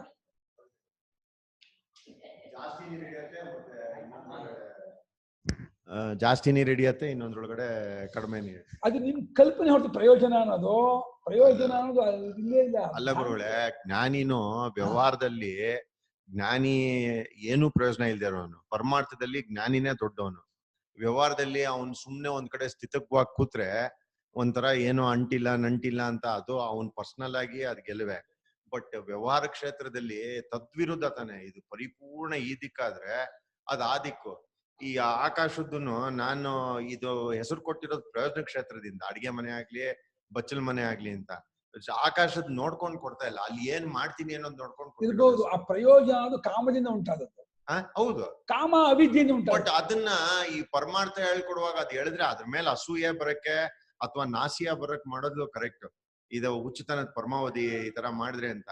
ಬಟ್ ವ್ಯವಹಾರ ಕ್ಷೇತ್ರದಲ್ಲಿ ಅದ್ ಬಿಟ್ಟು ಇನ್ನೇನು ಬೇರೆ ಮಾಡಕ್ಕೆ ಆಗಲ್ಲ. ಮಾಡೋದ ಅಲ್ಲಲ್ಲ ನೀವು, ಅದ್ ಸರಿ, ಮಾಡ್ಬೇಕಾಗಿ ಇಲ್ವಲ್ಲ, ಮಾಡಿದ್ರು ಮಾಡಿದವ್ರು ಅಲ್ವಲ್ಲ. Correct correct. ಬಟ್ ಈ ತಿಳುವಳಿಕೆಗೆ ಆ ಎಕ್ಸ್ಟ್ರೀಮ್ ನೆತ್ಕೊಂಬಂದ್ರೆ ಅದು ಉಚಿತನ ತರನೇ ಕಾಣಿಸುತ್ತೆ. ಕರೆಕ್ಟ್. ಬಟ್ ಅದ ಆ ಕ್ಷೇತ್ರದಲ್ಲಿ ಇರೋದನ್ನ ಪರಮಾರ್ಥದ ಡಿಸ್ಕಷನ್ ಅಲ್ಲಿ ಎತ್ಕೊಂಬಂದ್ರೆ ಎಕ್ಸ್ಟ್ರೀಮೇ. ವ್ಯವಹಾರದಲ್ಲಿ ಇಟ್ಕೊಂಡಿದ್ರೆ ಅದು ವಸ್ತು ಸ್ಥಿತಿ, ನೀವ್ ಹೇಳಿದ್ ಕರೆಕ್ಟ್. ಪರಮಾರ್ಥದಲ್ಲಿ ಅದನ್ನ ಎತ್ಕೊಂಬಂದ್ರೆ ಅದೊಂಥರ ಜೋಕರ್ ತರಾನೇ ಕಾಣುತ್ತೆ. ಇದೇನ್ ಈ ಆಕಾಶಕ್ಕೆ ಎಲ್ಲಾ ಕಡೆ ಹೋಗ್ಬಿಟ್ಟು ಈ ಹೆಸರು ಕೊಟ್ಕೊಂಡು ಅಂತ ಅನ್ಬಿಟ್ಟು. ಕನಸಿನಲ್ಲೂ ವ್ಯವಹಾರ ಇದೆ, ಪ್ರಯೋಜನ ಇದೆ, ಎಲ್ಲ ಇದೆ. ನಾನ್ ಇವಾಗ ಸಿಂಟೆಕ್ಸ್ ಟ್ಯಾಂಕ್ 50 ಲೀಟರ್ ಹಾಕಕ್ಕಾಗಲ್ಲಪ್ಪ, ನಾಳೆ ಸ್ನಾನ ನಿಂತೋಗತ್ತೆ ಎಲ್ಲಾರ್ದು. ನಿಮ್ ಏನ್ ಹಾಕಿದ್ರು ಏನೇ ಹಾಕಿದ್ರು ಪರಮಾರ್ಥದಲ್ಲಿ ಬದುಕಕ್ಕೆ ಆಗಲ್ಲ, ಪರಮಾರ್ಥದಲ್ಲಿ ತಿಳ್ಕೊಳ್ಬೋದು. ಬದುಕಿರೋದೇ ಪರಮಾರ್ಥದಲ್ಲಿ. ಅಯ್ಯಪ್ಪ ತಿಳ್ಕೊಳ್ಬೋದು. ಅದೇ ಪರಮಾರ್ಥದಲ್ಲೇ ಬದುಕಿರೋದು, ಪರಮಾರ್ಥದಲ್ಲಿ ಬದುಕಕ್ಕೆ ಆಗಲ್ಲ. ಪ್ರಯೋಜನ ಕ್ಷೇತ್ರದೊಳಗಡೆ ಏನ್ ಬೇರೆ ಪ್ರಯೋಜನ ಕಾಮದಿಂದ ಅವಿದ್ಯೆಯಿಂದ. ಅದೇ ಪ್ರಯೋಜನ ಕೂತೀರಾ? ಪ್ರಯೋಜನ ಬುದ್ಧಿ ಇವ ಬಂಗಾರ ಪ್ರಯೋಜನ ಕೋಣನಿಗೋ. ಬಂಗಾರ ಸ್ಟುಪಿಡ್ ಎಕ್ಸಾಂಪಲ್ ಗುರುಗಳೇ, ಅದ್ ಬಿಟ್ಬಿಡಿ. ಬಟ್ ಇನ್ ಬಾಕಿ ದಿನನಿತ್ಯ ಚಟುವಟಿಕೆಗಳಲ್ಲಿ ನೀನ್ ಏನು ಮಾಡಕ್ಕಾಗಲ್ಲ. ಮಾಡೋರಲ್ಲ, ಮಾಡುದು ಮಾಡ್ತಾ ಇಲ್ಲ ನೀವು. ಭ್ರಾಂತಿ ಅದು. ಮಾಡ್ತಾ ಇದೀನಿ ಅನ್ಕೊಂಡ್ರೆ ಭ್ರಾಂತಿ. ಅವ್ರು ಏನು ಮಾಡೋರಲ್ಲ, ಮಾಡ್ತಾನೆ ಇಲ್ಲ, ಮಾಡಿಯೂ ಇಲ್ಲ, ಮಾಡಕ್ಕೂ ಆಗಲ್ಲ ನಿಮ್ಗೆ. ಅದು ಅವಿದ್ಯೆ. ಹಾಗೆ ಮಾಡ್ಕೊಳ್ಳಿ. ಹಾಗಾಗಿ ಘಟ ಕರಕ ಅಪವರಕ ಮುಂತಾದ ಆಕಾಶಗಳಿಗೆ ಅಲ್ಪತ್ವ ಮಹತ್ವ ಮುಂತಾದ ರೂಪಗಳು ಹೇಗೆ ಬೇರೆ ಬೇರೆಯಾಗಿರುತ್ತವೆಯೋ ತಥಾ ಕಾರ್ಯಂ ಉದಕ ಆಹರಣ ಧಾರಣ ಶಯನಾದಿ. ಉದಕ ಆಹರಣ ಧಾರಣ ಶಯನ ಸಮಾಖ್ಯಾಶ್ಚ ಘಟಾಕಾಶ ಕರಕಾಕಾಶ ಇತ್ಯಾದ್ಯಾಹ ತತ್ಕೃತಾಶ್ಚ ಭಿನ್ನಾಹ ದೃಶ್ಯಂತೆ. ಹಾಗೆ ಆ ಗಡಿಗೆ ಕುಡಿಕೆ ರೂಮಲ್ಲಿ ಕಾರ್ಯ ಹೇಗೆ? ಒಂದಲ್ಲಿ ಗಡಿಗೆಯಲ್ಲಿ ನೀರಿಡ್ತೀರಾ, ಕುಡಿಕೆ ಒಳಗೆ ಇಟ್ಟು ತಂದ್ಬಿಟ್ಟು ಅದಕ್ಕೆ ತುಂಬಿಡ್ತೀರಾ. ತರೋದಕ್ಕೆ ಒಂದು ಗಡಿಗೆ, ತುಂಬಿಡೋದಕ್ಕೆ ಕುಡಿಕೆ, ಆಮೇಲೆ ಮಲಗೋದಕ್ಕೆ ಅಪವರಕ ರೂಮು. ಈ ಪ್ರಯೋಜನ. ಕುಡಿಕೆ ಒಳಗೆ ಮಲ್ಕೋನ ಮಾಡ್ಕೊಳಕ್ಕಾಗಲ್ಲಪ್ಪ, ಕುಡಿಕೆ ಮಲ್ಕೋಕ್ಕಾಗತ್ತ, ಅದು ಆಕಾಶವೇ ಅದು, ಅದು ಮಾಡ್ಕೊಳಕ್ಕಾಗಲ್ಲ. ಗಡಿಗೆ ಒಳಗೆ ರೂಮೊಳಗೆ ನೀರು ತುಂಬಿಡಿದ್ರೆ ನೀರು ತುಂಬಿಡಕ್ಕಾಗಲ್ಲಪ್ಪ, ಗಡಿಗೆ ಒಳಗೆ ನೀರು ತುಂಬಿಡ್ಬೇಕು. ರೂಮಲ್ಲಿ ನೀರು ತುಂಬಕ್ಕಾಗಲ್ಲ. ಹಾಗೆ ಯಾವ್ದ್ರಲ್ಲಿ ಏನ್ ಮಾಡ್ಬೇಕು ಅದೇ. ಹಾಗೆ ಹೆಸರು ಇದಕ್ಕೆ ಘಟಾಕಾಶ ಅಂತ ಹೆಸರು, ಇದಕ್ಕೆ ಕರಕಾಕಾಶ, ಅದು ಅಪವರಕಾಕಾಶ ಹೆಸರುಗಳು. ಅದರಿಂದ ಆದ ಉಪಾಧಿಯಿಂದ ಆಗಿರ್ತಕ್ಕಂತಹ ಹೆಸರುಗಳು ಬೇರೆ ಬೇರೆ, ಪ್ರಯೋಜನಗಳು ಬೇರೆ ಬೇರೆ. ಆಯ್ತಾ? ಬೇರೆ ಬೇರೆ ಆದರೂ ಆಕಾಶಕ್ಕೆ ಏನ್ ಭೇದ? ಆಕಾಶ ನಿರ್ಲಿಪ್ತವಾಗಿ ಏಕವಾಗಿ ಅದ್ವಿತೀಯ ಹಾಗೇ ಇದೆ. ತತ್ರ ವೈ ಅಂದ್ರೆ ವ್ಯವಹಾರ ವಿಷಯ ಇತ್ಯರ್ಥಃ. ಅಲ್ಲಲ್ವೇ ಅಂದ್ರೆ ವ್ಯವಹಾರ ಕ್ಷೇತ್ರ ಹೀಗೆ ಅಲ್ವೇ? ವ್ಯವಹಾರ ಕ್ಷೇತ್ರ ಅಂದ್ರೆ ವ್ಯವಹಾರ ಅನ್ಕೊಂಡ್ರೆ ಅವಿದ್ಯಾ ಕಲ್ಪಿತವಾದ ಕ್ಷೇತ್ರ ಅಂತ ಅರ್ಥ. ಅವಿದ್ಯಾ ವ್ಯವಹಾರವನ್ನೇ ವ್ಯವಹಾರ ಅಂತಾರೆ ಹೊರತು ಅವಿದ್ಯೆ ಬಿಟ್ಟು ವ್ಯವಹಾರ ಇಲ್ಲವೇ ಇಲ್ಲ. ಹಾಗೆ ಪ್ರತ್ಯಯ, ವ್ಯಪದೇಶ, ಪ್ರವೃತ್ತಿ, ನಿವೃತ್ತಿಗಳಿಗೆ ವ್ಯವಹಾರ ಅಂತಾರೆ. ಮೂರು ಅವಿದ್ಯಾ ಕಲ್ಪಿತ ಬರೋದೇ ಇಲ್ಲ. ಸರ್ವೋಯಂ ಆಕಾಶೇ ರೂಪಾದಿಭೇದಂ ಭೇದಕೃತ ರೂಪಾದಿಭೇದಕೃತ ವ್ಯವಹಾರಃ ಪರಮಾರ್ಥದೈವ. ಸರ್ವೋಯಂ ವ್ಯವಹಾರಃ ಆಕಾಶೇ ರೂಪಾದಿಭೇದಕೃತ. ಈ ಎಲ್ಲಾ ವ್ಯವಹಾರವೂ ಇದೆಯಲ್ಲ ಆಕಾಶದಲ್ಲಿ ರೂಪಾದಿಗಳಿಂದ, ಇದು ಈ ರೂಪಾದಿನ ಈ ವ್ಯವಹಾರ. ನೋಡಪ್ಪ, ಇದು ರೂಮು, ಇಲ್ಲಿ ನೀರು ತುಂಬಿಡಕ್ ಹೋಗ್ಬೇಡ, ಇಲ್ಲಿ ಮಲ್ಕೋ, ಇದು ಗಡಿಗೆ ಇಲ್ಲಿ ಮಲ್ಕೊಳಕ್ ಹೋಗ್ಬೇಡ, ಇಲ್ಲಿ ನೀರೇ ತುಂಬಿಡೋ, ಇದು ಕುಡಿಕೆ, ಇದು ನೀರು ಹಾಕೊಂಡು ಕುಡಿ, ಗಡಿಗೆ ಕುಡಿದು ನಿಮ್ಮ ಫ್ರೆಂಡು.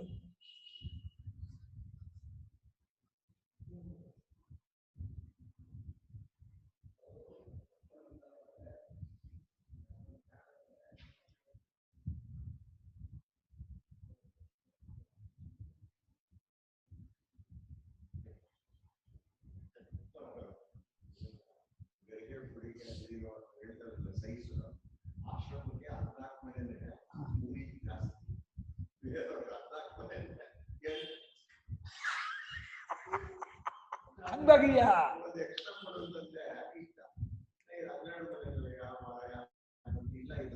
ಗುರುಗಳೇ ಕೇಳಿಸ್ತಾ ಇಲ್ಲ. ಕೊಡಿ. ಇದು ಅವರು ವ್ಯವಹಾರ ವಿಷಯ ಮಾತಾಡ್ತಾರೆ. ಏನಾರು ಆಗ್ಲಿ ನಮಗ್ ಕೇಳಿಸ್ಬೇಕಲ್ಲ. ಕೇಳಿಸ್ಬೇಕಂತ ಹೇಳ್ಬಿಡಿ. ಹಾ, ಹೇಗೆ ಎಲ್ಲಾ ವ್ಯವಹಾರವು ರೂಪಾದಿ ಭೇದದಿಂದ ಆಗಿರ್ತಕ್ಕಂಥ ವ್ಯವಹಾರವೇ ಹೊರತು ಆಕಾಶದಲ್ಲಿ ನಿಜವಾಗಿ ಆಕಾಶ ಸ್ವರೂಪಕ್ಕೆ ಯಾವುದು ಅಂಟಿದ್ದಲ್ಲ, ನಿಜವಾಗಿಲ್ಲ ಈ ವ್ಯವಹಾರ ಅಂದ್ರೆ ಹೇಗೋ ಪರಮಾರ್ಥತಸ್ತು ಆಕಾಶಸ್ಯ ಭೇದೋಸ್ತಿ. ನಿಜವಾಗಿ ಹೇಳೋದಾದ್ರೆ ಆಕಾಶಕ್ಕೆ ಭೇದ ಎಂಬುದೇ ಇಲ್ಲ, ಎಲ್ಲ ಆಕಾಶವು ಸಮಾನ ಒಂದೇ.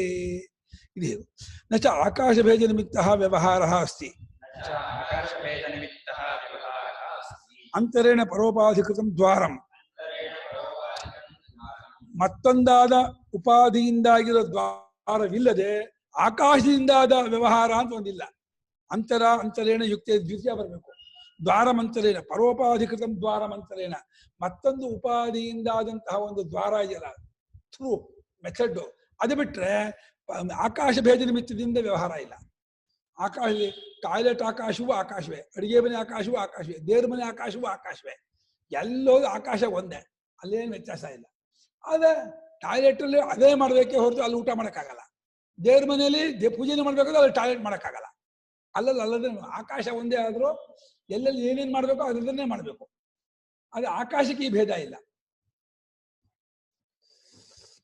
ಯಥಾ ಏತತ್ ತದ್ವತ್ ದೇಹೋಪಾದಿಭೇದಕೃತೇಷು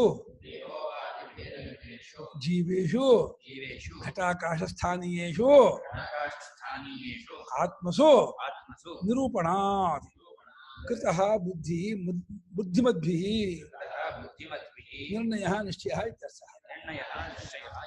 ಅದೇ ರೀತಿ ದೇಹೋಪಾಧಿ ಭೇದದಿಂದ ಇಟ್ಕೊಂಡು ಗೃಹಸ್ಥರಿಗೆ ಬೇರೆ ಬೇರೆ ಕರ್ಮ, ಬ್ರಹ್ಮಚಾರಿಗೆ ಬೇರೆ, ತಂದೆ ತಾಯಿ ಕಳ್ಕೊಂಡವ್ರಿಗೆ ಶ್ರಾದ್ದ. ಅವ್ರು ಶ್ರಾದ್ದ ಮಾಡ್ತಾರೆ, ಅವ್ರು ಒಡೆ ಹೊಡಿತಾರೆ, ನಾನ್ ಮಾಡ್ಬಾರ್ದಾ ಅಂದ್ಬಿಟ್ರೆ ಹಿಂಗ್ ಮಾಡ. ನಿಮ್ಮ ಅಪ್ಪ ಅಮ್ಮ ಇದ್ರೆ ನಿಮ್ ಶ್ರಾದ್ದ ಮಾಡೋಕೆ ಅಧಿಕಾರ ಇಲ್ಲ. ಯಾಕೆ? ಅವ್ರು ಮಾಡ್ತಾರೆ, ಅವ್ರು ಮಾತ್ರ ಒಡೆ ಮಾಡ್ಕೊಂಡು ಹೊಡಿಬೋದು, ನಾವು ಮಾತ್ರ ಒಡೆ ಮಾಡ್ಬಾರ್ದಾ? ಮಾಡಕ್ ಬರಲ್ಲಪ್ಪ, ನಿನ್ನ ಅಪ್ಪ ಅಮ್ಮ ಇದ್ದಾರೆ, ಈ ಶ್ರಾದ್ದಾಗ ಇದೆ ಮಾಡಕ್ಕಲ್ಲ, ಹೋಗ್ಬೇಡ. ಏನು ಮಾಡಕ್ಕಾಗಲ್ಲ. ನೀನ್ ವಡೆ ತಿನ್ಬೇಕು ಅಂತ ಆಸೆ ಇದ್ರೆ ಹೋಗು, ಹೋಟ್ಲಿಗೆ ಹೋಗಿ ಇನ್ನೆಲ್ಲ ಹೋಗಿ ಮಾಡಿಸ್ಕೊ. ಅದೇ ನಿಮ್ಮ ಅಮ್ಮನ ಹತ್ರ ಇನ್ನೊಂದು ದಿವಸ ಒಂದು ಷಷ್ಠಿಗೆ ಇಷ್ಟಿವ ಅಷ್ಟೇ ಮಾಡ್ಕೊ, ಅಷ್ಟೇ ಹೊರತು ವಡೆ ತಿನ್ನೋಕೋಸ್ಕರ ಶ್ರಾದ್ದ ಮಾಡಕ್ ಹೋಗ್ಬೇಡ, ನಿಂಗೆ ಅಧಿಕಾರ ಇಲ್ಲ. ಹಾಗೆ ದೇಹೋಪಾಧಿ, ಅದು ಹೆಂಗಸ ಉಪಾಧಿ ಹೇಗೋ ಹಾಗೆ ಅವರೇ ಹೆರಬೇಕು, ಇವರೇ ಮಾಡಬೇಕು. ಇವ್ರ ಗಂಡದೇ ಹೆರಕ್ಕಾಗಲ್ಲ, ಅವರೇ. ಆ ಉಪಾಧಿ ಹಾಗೆ, ಈ ಉಪಾಧಿ ಹೀಗೆ, ಏನು ಮಾಡಕ್ಕಾಗಲ್ಲ. ನಾವು ಯಾಕೆ ಹೆಂಗೋ ಇರಬೇಕು ಅಂದ್ರೆ ಏನ್ ಮಾಡ್ತಾರೆ ಆ ಶರೀರ ಹಾಗೆ ಪ್ರಕೃತಿ ಹೇಗಿದೆಯೋ ಹಾಗೆ ಒಪ್ಕೋಬೇಕು. ಆತ್ಮ ಒಬ್ಬನೇ ಇರ್ಬೋದು, ಆಮೇಲೆ ಆಯಾ ಶರೀರದ ಧರ್ಮ ಆಯಾ ಶರೀರಕ್ಕೆ ಮೀಸಲೇ ಹೊರತು ಎಲ್ಲರಿಗೂ ಎಲ್ಲ ಇದಾಗಲ್ಲ. ದೇಹೋಪಾಧಿಯಿಂದಾಗಿರೋ ಭೇದಗಳಿಂದ ಜೀವರುಗಳಲ್ಲಿ ಅವರ ಘಟಾಕಾಶ ಸ್ಥಾನದ ಜೀವರುಗಳು ಅವುಗಳ ಆ ಆತ್ಮರುಗಳಲ್ಲಿ ಈ ವ್ಯವಹಾರವು ಉಂಟಾಗಿದೆ ಎಂಬುದಾಗಿ ಬುದ್ಧಿವಂತರಾದ ಜ್ಞಾನಿಗಳಾದವರು ಈ ರೀತಿ ನಿರ್ಣಯ ಮಾಡಿದ್ದಾರೆ, ತೀರ್ಮಾನ ಮಾಡಿದ್ದಾರೆ. ಹಾಗಾಗಿ ಬ್ರಹ್ಮಚಾರಿಯೇ ಅವನ ಧರ್ಮ ಬೇರೆ, ಗೃಹಸ್ಥರ ಧರ್ಮ ಬೇರೆ, ಸನ್ಯಾಸಿಯ ಧರ್ಮ ಬೇರೆ, ಸ್ತ್ರೀ ಧರ್ಮ ಬೇರೆ, ವರ್ಣಾಶ್ರಮ ಧರ್ಮವೇ ಬೇರೆ. ಹಾಗೆ ಒಂದೊಂದು ಉಪಾಧಿಗೆ ಏನೇನು ಸಾಮರ್ಥ್ಯವೋ ಆ ಸಾಮರ್ಥ್ಯ ತಕ್ಕ ನಡೆಯುತ್ತೆ ವ್ಯವಹಾರ. ಏನು ಮಾಡೋದು, ನೀವು ಏನು ಓದ್ದೇರು ಅಕ್ಷರ ಬರದೇರು MA PhD ಪಾಠ ಮಾಡ್ಲಿ ಅಂದ್ರೆ ಹೆಂಗ್ ಮಾಡಕ್ಕಾಗತ್ತೆ? ಆ ಉಪಾಧಿಗೆ ಆ ಸಾಮರ್ಥ್ಯ ಇಲ್ಲ. ಈ ರೀತಿ ನಿರ್ಣಯವಾಗಿದೆ ಎಂದರು. ನಾನು ತತ್ರ ಪರಮಾರ್ಥಕತೆ ಏವ ಘಟಾಕಾಶಾದಿಷು ರೂಪಕಾರ್ಯಾದಿ ಭೇದ ವ್ಯವಹಾರ ಇತಿ ನೈತದಸ್ತಿ. ಇದು ಇನ್ನೂ ತೀರಾ ಬಾಲಿಶ ಇದು. ಅಲ್ಲ ರೀ, ಆ ಘಟಾಕಾಶಾದಿಗಳಲ್ಲಿ ಏನ್ ಬೇರೆ ಬೇರೆ ವ್ಯವಹಾರ ಮಾಡ್ತಾ ಇದೀವಿ, ಇದು ಗಡಿಗೆ, ಇದು ಕುಡಿಕೆ, ಇದು ಗುಡಾಣ, ಇದು ರೂಮು, ಇದು ಅಡಿಗೆ ಮನೆ, ಇದು ಹಾಲು ಅಂತ, ಇದು ನಿಜವಾಗಿಯೇ ಯಾಕಿದೆ ಅಂತ ಅನ್ಕೋಬಾರ್ದು. ಪರಮಾರ್ಥವಾಗಿಯೇ ಈ ಭೇದ ಇದೆ ಆಕಾಶಕ್ಕೆ ಯಾಕೆ ಅನ್ಕೋಬಾರ್ದು. ಹಾಗೆ ಹೆಸರು ನಿಜವಾಗಿಯೂ ಇದೆ, ಕೆಲಸವೂ ನಿಜವಾಗಿಯೂ ಇದೆ, ಪ್ರಯೋಜನವೂ ನಿಜವಾಗಿದೆ ಅಂತ ಯಾಕೆ ಅನ್ಕೋಬಾರ್ದು ಅಂದ್ರೆ ಆಗೋಲ್ಲ. ಹಾಗನ್ಕೋ ಬರೋಲ್ಲ. ಯಾಕಪ್ಪ ಅಂತಂದ್ರೆ ಆಕಾಶಸ್ಯ ಘಟಾಕಾಶೋ ವಿಕಾರಾವಯವೌ ಯಥಾ ಆಕಾಶಸ್ಯ ಘಟಾಕಾಶೋ ವಿಕಾರಾವಯವೌ ಯಥಾ ಜೀವಾತ್ಮನಃ ಸದಾ ಜೀವೋ ವಿಕಾರಾವಯವೌ ತಥಾ ಜೀವಾತ್ಮನಃ ಸದಾ ಜೀವೋ ವಿಕಾರಾವಯವೌ ತಥಾ ಆಕಾಶಸ್ಯ ಘಟಾಕಾಶೋ ವಿಕಾರಾವಯವೌ ಯಥಾ ನೈವಾತ್ಮನಃ ಸದಾ ಜೀವೋ ವಿಕಾರಾವಯವೌ ತಥಾ ನ ಆಕಾಶಸ್ಯ ಘಟಾಕಾಶಃ ವಿಕಾರಾವಯವೌ ಯಥಾ ನೈವ ನ ಏವ ಆತ್ಮನಃ ಸದಾ ಜೀವಃ ವಿಕಾರಾವಯವೌ ತಥಾ.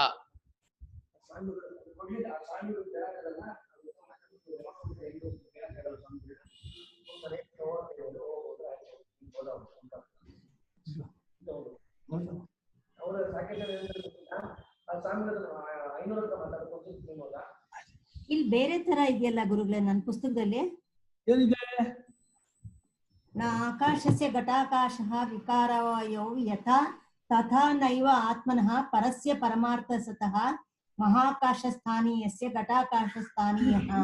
ಈ ಭಾಷ್ಯ ಓದ್ತಿದ್ದೀರಮ್ಮ, ಶ್ಲೋಕ ಭಾಷ್ಯ ಓದ್ತಾ ಇದ್ದೀರಾ? ಕಾರಿಕೆ ಇದು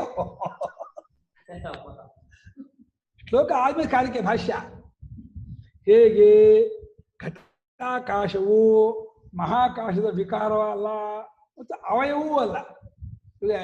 ಮೊಸರು ಹಾಲಿನ ವಿಕಾರ, ಕೈ ಕಾಲು ದೇಹದ ಅವಯವ. ಹಾಗೆ ಘಟಾಕಾಶ ಮಹಾಕಾಶ ಪರಿಣಾಮವಾಗಿ ಘಟಾಕಾಶ ಆಗಿಲ್ಲ, ಅದೇ ಒಂದು ಸ್ಪೇರ್ ಪಾರ್ಟ್ಸು ಅಲ್ಲ, ಬಿಡಿ ಭಾಗವೂ ಅಲ್ಲ. ಅದು ಹೇಗೋ ಅವಯವೂ ಅಲ್ಲ, ವಿಕಾರವೂ ಅಲ್ಲ ಅನ್ನೋದು ಹೇಗೋ ಅದೇ ರೀತಿ ಜೀವ ಇದಾನಲ್ಲ, ಈ ಜೀವನೆಂಬುವ ಆತನು ಪರಮಾತ್ಮನ ಅವಯವೂ ಅಲ್ಲ, ಪರಮಾತ್ಮನ ವಿಕಾರವೂ ಅಲ್ಲ. ಮತ್ತೇನು? ಅವಸ್ಥಿತೇ ರೀತಿ ಕಾಶಕೃತ್ಸ್ನ. ಸಾಕ್ಷಾತ್ ಪರಮಾತ್ಮನೇ ಜೀವನ ತೋರ್ತಾ ಇದ್ದಾನೆ. ತಪ್ಪಿರಬೇಕಿದ್ರೆ ಜೀವನ ತೋರ್ತಿದ್ದಾನೆ ಹೊರತು ಘಟಾಕಾಶ ಹೇಗೆ ಮಹಾಕಾಶವೆಯೋ ಜೀವನು ಸಾಕ್ಷಾತ್ ಪರಮಾತ್ಮನೇ, ಪರಮೇಶ್ವರನೇ ಜೀವರೂಪದಿಂದ ದ್ರಷ್ಟು ಶ್ರೋತೃ ಮಂತ್ರ ವಿಜ್ಞಾಸವಾಗಿ ತೋರ್ತಾ ಇದ್ದಾನೆ. ಆ ಉಪಾಧಿಯ ಸತ್ಯತ್ವ ಅಭಿಮಾನ ಬಿಟ್ಟರೆ ಆಲ್ರೆಡಿ ಆಗಲೇ ಪರಮಾತ್ಮ ಆಗ್ಬಿಡ್ತಾನೆ. ಆಗಿದ್ದಾನೆ, ಆಗಿಲ್ಲ ಅನ್ನೋದು ಅವಿದ್ಯೆ. ಅವಿದ್ಯೆಯಿಂದ ಆಗಿಲ್ಲ ಅಲ್ಲ, ಆಗಿಲ್ಲ ಅನ್ನೋದು ಅವಿದ್ಯೆ. ಆಗ್ಬೇಕಾಗಿಲ್ಲ, ಆಗೋವನಲ್ಲ, ಆಗಾಗ್ಬಿಟ್ಟಿದೆ. ಇವಾಗ ಆದ್ರೆ ಅದು ಹೋಗ್ಬಿಡುತ್ತೆ, ಆಗಿದ್ದು ಇರೋಲ್ಲ, ಪರ್ಮನೆಂಟ್ ಆಗಲ್ಲ, ಹೋಗ್ಬಿಡುತ್ತೆ. ಹಾಗಾಗಿ ಆತ್ಮನಃ ಅವಯವ ನ ವಿಕಾರಶ್ಚ ನ ಕಹ ಜೀವ. ಆತ್ಮನ ಪರಮಾತ್ಮನಿಗೆ, ಪರಮಾತ್ಮನ ಅವಯವೂ ಅಲ್ಲ, ವಿಕಾರವೂ ಅಲ್ಲ ಜೀವ. ಮತ್ತೇನೋ ಪರಮಾತ್ಮನೇ ಕೂತಿರೋದು. ನಾನು ಅಂತ ಯಾರು ಹೇಳೋ?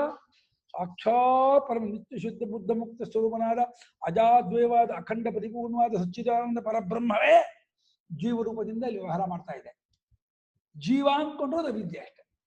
ಜೀವತ್ವ ಬಿಟ್ಕೊಂಡ್ಯೋ ಇಲ್ಲೇ ಈಗ ಮುಕ್ಕುತ್ತರು ನಾವೆಲ್ಲ ಬಂಧವೇ ಇಲ್ಲ ಅಂತ ನಮ್ಮ ಸ್ವಾಮಿ ಹಾಡು ಮಾಡಿದಾರಲ್ಲ, ಆ ಹಾಡು ಅನುಭವ ಬಂದ್ಬಿಡುತ್ತೆ. ಅವಿದ್ಯೆ ಬಿಟ್ಕೋಬೇಕಷ್ಟೆ, ಅವಿದ್ಯೆ ಬಿಟ್ಕೊಂಡ್ರೆ ಆಗತ್ತೆ. ಪರಮಾರ್ಥಾಕಾಶಸ್ಯ ಘಟಾಕಾಶಃ ನ ವಿಕಾರಃ. ಆಕಾಶಸ್ಯ ಘಟಾಕಾಶಃ ನ ವಿಕಾರಃ. ಪರಮಾರ್ಥಾಕಾಶಕ್ಕೆ ಘಟಾಕಾಶ ವಿಕಾರವಲ್ಲ. ವಿಕಾರನೇನೋ ಗಡಿಗೆ ಮಣ್ಣಿನ ವಿಕಾರ. ವಿಕಾರನೇನೋ ಬದಲಾವಣೆ ಆಗಿರೋದು. ಮೊಸರು ಇದೆಲ್ಲ ಹಾಲಿನ ವಿಕಾರ. ಮೊಸರಿನ ವಿಕಾರ ಬೆಣ್ಣೆ, ಬೆಣ್ಣೆ ವಿಕಾರ ತುಪ್ಪ, ತುಪ್ಪದ ವಿಕಾರ ಭಕ್ಷ್ಯ, ಭಕ್ಷ್ಯದ ವಿಕಾರ ದೇಹ. ತಿಂದ್ಯಲೋ ಬೆಳೆದಿದ್ಯಲೋ ಯದನ್ನೇನಾತಿರೋಹತಿ ಏತಾವಾನಸ್ಯ ಮಹಿ. ಅನ್ನದಿಂದ ಬೆಳೆಯುತ್ತಲ್ಲ, ಪರಮಾತ್ಮದ ಮಹಿಮೆ ಅದು. ಯಾರ ಮಹಿಮೆ? ಪರಮಾತ್ಮನಲ್ಲಿ ಇನ್ನೊಬ್ಬರ ಮಹಿಮೆ ಆಗಲ್ಲಪ್ಪ. ಯಥಾ ಸುವರ್ಣಸ್ಯ ರುಚಕಾದಿಃ ಯಥಾ ವಾ ಅಪಾಂ ಫೇನ ಬುದ್ಬುದ ಹಿಮಾದಿಃ. ಯಥಾ ಸುವರ್ಣಸ್ಯ ರುಚಕಾದಿಃ ಯಥಾ ವಾ ಅಪಾಂ ಫೇನ ಬುದ್ಬುದ ಹಿಮಾದಿಃ. ಅದಂತ ಅಲ್ಲ, ವ್ಯತಿರೇಕ ಅಂತ. ಹೇಗೆ ಬಂಗಾರಕ್ಕೆ ಆಭರಣವೇ ಮುಂತಾದವು ವಿಕಾರವೋ, ಅಥವಾ ಹೇಗೆ ನೀರಿನ ವಿಕಾರ, ಫೇನ ಅಂದ್ರೆ ನೊರೆ, ಬುದ್ಬುದ ಅಂದ್ರೆ ಗುಳ್ಳೆ, ಹಿಮ ಅಂದ್ರೆ ಆನೆಕಲ್ಲು, ಅಲಿಕಲ್ಲು, ಮಂಜುಗಡ್ಡೆ, ಆದಿ ಶಬ್ದದಿಂದ ಅಲೆ, ಸುಳಿ ಇತ್ಯಾದಿಗಳು. ಯಾವುದೆಲ್ಲ ನೀರಿನ ವಿಕಾರವೋ ಹಾಗೆ ವಿಕಾರ ಅಲ್ಲ ಇದು. ಯಾವುದು? ಘಟಾಕಾಶ. ಯಾವುದ್ರದ್ದಲ್ಲ? ಮಹಾಕಾಶ. ಎಲ್ಲಿದೆಯೇನೋ ಅರ್ಥ ಆಗ್ತಿಲ್ಲನೋ ಒಂದು. ನಾನು ಏನ್ ಹೇಳ್ತಿದ್ದೀನಿ ಹೇಳೋ ವಿಷಯ ಏನು ಇವಾಗ? ಸೈನ್ಸ್ ಇದಲ್ಲ, ಇದು ಫಿಸಿಕ್ಸ್ ಅಲ್ಲ, ಕೆಮಿಸ್ಟ್ರಿ ಹೇಳ್ತಾ ಇದ್ದೀನಿ. ಅನ್ಕೊಬಿಟ್ಟಿಯಾ? ಏನ್ ಹೇಳ್ತಾ ಇದ್ದೀನಿ? ವೇದಾಂತ. ವೇದಾಂತ ಗೊತ್ತಾಯ್ತಾ? ಏನಿದೆ ವಿಷಯ? ಆಮೇಲೆ ಈ ಹೇಳ ಮಹಾಕಾಶದ ವಿಕಾರ ಅಲ್ಲ. ಯಾವುದೋ ಘಟಾಕಾಶ. ಇಲ್ಲಿದೆಪ್ಪ, ಇಲ್ಲಿ ಆಕಾಶ ಇದೆಯೋ ಇಲ್ವಾ ಈ ರೂಮಲ್ಲಿ? ಇದು ಅದರ ಪೀಸೋ, ಅದರ ವಿಕಾರವೋ, ಅದರ ಅವಯವೋ? ಅವಯವನ. ಕೈ ಹೇಗೆ ದೇಹದ ಅವಯವೋ ಹಾಗೆ ಮಹಾಕಾಶದ ಅವಯವ ಇದ. ಮತ್ತೆ ಅದರ ಇದು ವಿಕಾರವ ಗೊತ್ತಾಗ್ತಿಲ್ಲ ನಿನಗೆ. ಈಗ ಏನ್ ನಾನು ಏನ್ ಹೇಳ್ತೀನಿ ಗೊತ್ತಾಯ್ತಾ? ನಾನು ಹೇಳ್ದೆ ಅನುವಾದ ಮಾಡೋ.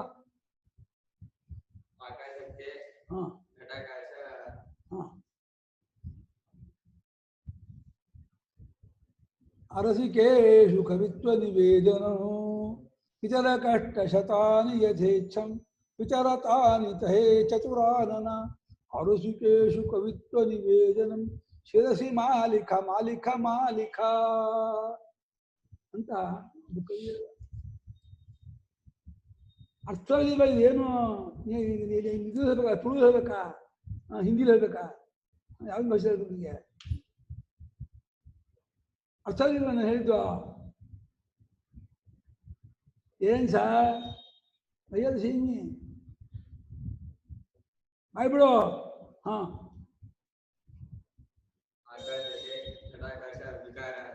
ವಿಕಾರ ಅಲ್ಲ. ವಿಕಾರ ಅಲ್ಲ ಅಂದ್ರೆ ಹೇಗೆ? ಚಿನ್ನದ ವಿಕಾರ ಆಭರಣ ಹೇಗೋ, ಹಾಲಿನ ವಿಕಾರ ಮೊಸರು ಹೇಗೋ ಹಾಗಲ್ಲ. ಇನ್ನೊಂದು ಅವಯವೂ ಅಲ್ಲ. ಅವಯವ ಅಂದ್ರೇನು?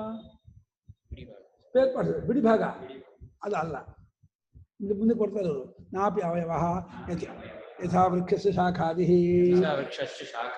ಹೇಗೆ ಮರಕ್ಕೆ ಕೊಂಬೆ, ಎಲೆ, ಟೊಂಕೆ, ಹೂ, ಹಣ್ಣು, ಕಾಯಿ ಇದೆಲ್ಲ ಅದರ ಅವಯವೋ, ಆ ರೀತಿ ಘಟಾಕಾಶ ಮಹಾಕಾಶಕ್ಕೆ ಅವಯವ ಅಲ್ಲ, ಮತ್ತೆ ವಿಕಾರೂ ಅಲ್ಲ. ಗೊತ್ತಾಯ್ತನಾ? ಅರ್ಥ ಮಾಡ್ಕೊಟ್ರು. ನಾನು ಇರಲ್ಲ ಮುಂದೆ, ನೀವೇ ಹೇಳ್ಬೇಕಲ್ರು. ಅರ್ಥ ಮಾಡ್ಕೋದಿದ್ರೆ ನಿಮ್ಗೆ ಯಾರು ಏನು ಹೇಳೋರಿಲ್ಲ. ಅರ್ಥ ಮಾಡ್ಕೊಳ್ರಿ.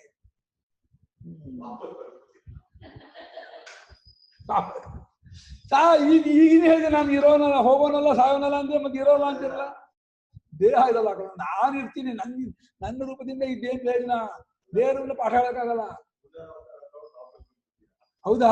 ಯಾಕೋ ತಪ್ಪ ಪಾಠ ಹೇಳ್ತಾ ಓಡ್ ಬಂದ್ಬಿಡ್ತೀನ? ಏನ್ ಮಾಡ್ತೀನ? ನಾನು ಓಡ್ ಬಂದು ಎಲ್ಲ ಓಡ್ ಹೋಗ್ತಾರೆ ಕೂತವ್ರು. ಯಾಕೋ ದೇವ ಭೂತ ಬಂತು ಹೇಳಿ ಎಲ್ಲ ದೇವ ಶಾಪಾಲ ದಿಕ್ಕಾಪಾಲ ಓಡ್ತಾರೆ. ಗುರುಗಳೇ ನೀವೇ ಹಾಗೆ ಬರೋದು ಹೋಗೋದು ಸುಮ್ಮನೆ ಇದೆಯೋ? ಹೇಗೆ ಮರಕ್ಕೆ ಕೊಂಬೆ, ಟೊಂಕೆ, ಎಲೆ, ಹಣ್ಣು, ಕಾಯಿ ಅವಯವೋ ಹಾಗೆ ಅವಯವ ಅಲ್ಲ. ನ ಆಕಾಶಸ್ಯ ಘಟಾಕಾಶಃ ವಿಕಾರವಯು ಯಥಾ ತಥಾ ನೈವ ಆತ್ಮನಃ ಪರಸ್ಯ ಪರಮಾರ್ಥಾತ್ಮನಃ ಮಹಾಕಾಶಸ್ಥಾನೀಯಸ್ಯ ಘಟಾಕಾಶಸ್ಥಾನೀಯಃ ಜೀವಃ ಸದಾ ಸರ್ವದಾ ಯಥೋಕ್ತ ದೃಷ್ಟಾಂತವತ್ ನ ವಿಕಾರಃ ನಾಪಿ ಅವಯವಃ.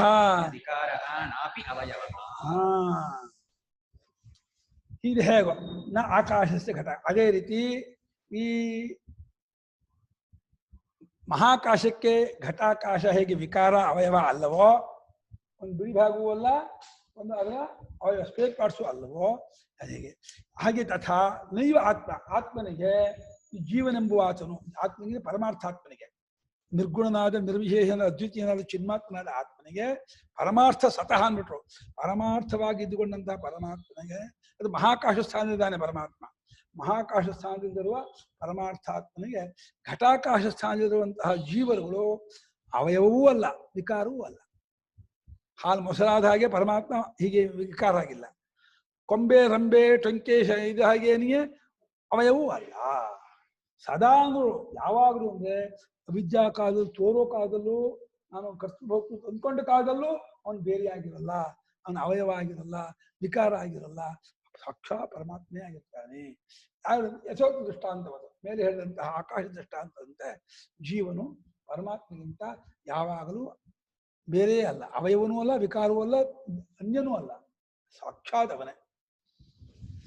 ಅತಃ ಆತ್ಮಭೇದಕೃತೋ ವ್ಯವಹಾರ ಮೃಷೈವ ಇತ್ಯರ್ಥಃ ಅಂದ್ರು. ಅತಃ ಆತ್ಮಭೇದಕೃತೋ ವ್ಯವಹಾರಃ ಮೃಷೈವ ಇತ್ಯರ್ಥಃ. ಆತ್ಮಭೇದದಿಂದ ಆಗಿರ್ತಕ್ಕಂತಹ ವ್ಯವಹಾರ ಏನಿದೆ ಅದು ಸುಳ್ಳಾದಂತಹ ವ್ಯವಹಾರ.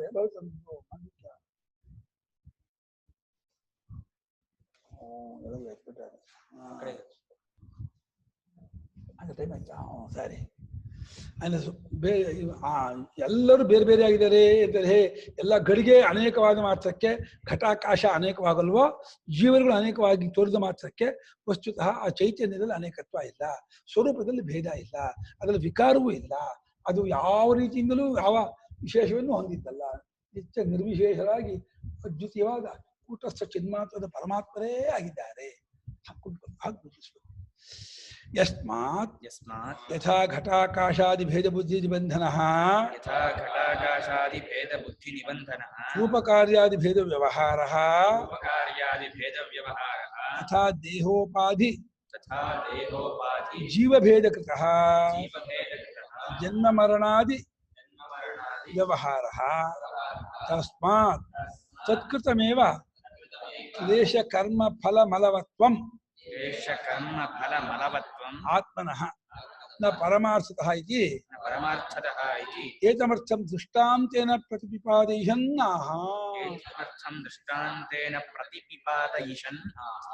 ಸಂಸಾರ ಸಂಬಂಧ ಇಲ್ಲ ಅನ್ನೋಕ್ಕೂ ಆಕಾಶ ದೃಷ್ಟಾಂತ, ಹುಟ್ಟಿಲ್ಲ ಅನ್ನೋಕ್ಕೂ ಆಕಾಶ ದೃಷ್ಟಾಂತ, ಭೇದವಿಲ್ಲ ಅನ್ನೋಕ್ಕೂ ಆಕಾಶ ದೃಷ್ಟಾಂತ. ಎಷ್ಟು ತರಹ ಆಕಾಶ ದೃಷ್ಟಾಂತವನ್ನು ಗೌಡಪಾದ ಉಪಯೋಗಿಸ್ಕೊಳ್ತಾ ಇದ್ದಾರೆ ಅಂದ್ರೆ ಎಷ್ಟೆಷ್ಟು ತರಹ ಉಪಯೋಗಿಸ್ಕೋಬಹುದು ಅಷ್ಟು ತರಹ ತಗೊಳ್ತಾ ಇದ್ದಾರೆ.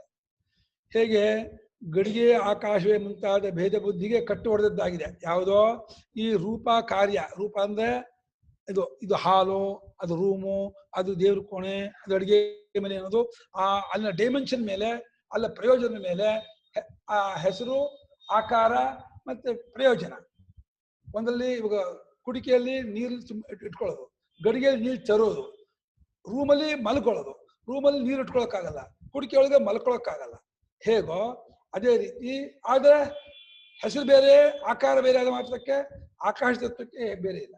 ಅದೇ ರೀತಿ ಉಪಾಧಿಯಲ್ಲಿ ಒಬ್ಬನು ಗೃಹಸ್ಥರಾಗಿ ಕರ್ಮ ಮಾಡೋದು, ಒಬ್ಬನು ಬ್ರಹ್ಮಚಾರಿ, ಒಬ್ಬನು ಸನ್ಯಾಸಿ, ಒಬ್ಬನು ಸ್ತ್ರೀಯರಾಗಿ, ಒಬ್ಬರು ಬೇರೆ ವರ್ಣದವರಾಗಿ, ಏನೇ ಅದು ಉಪಾಧಿಯಿಂದ ಆದದ್ದೇ ಹೊರತು ವಸ್ತುತಃ ಅಲ್ಲ.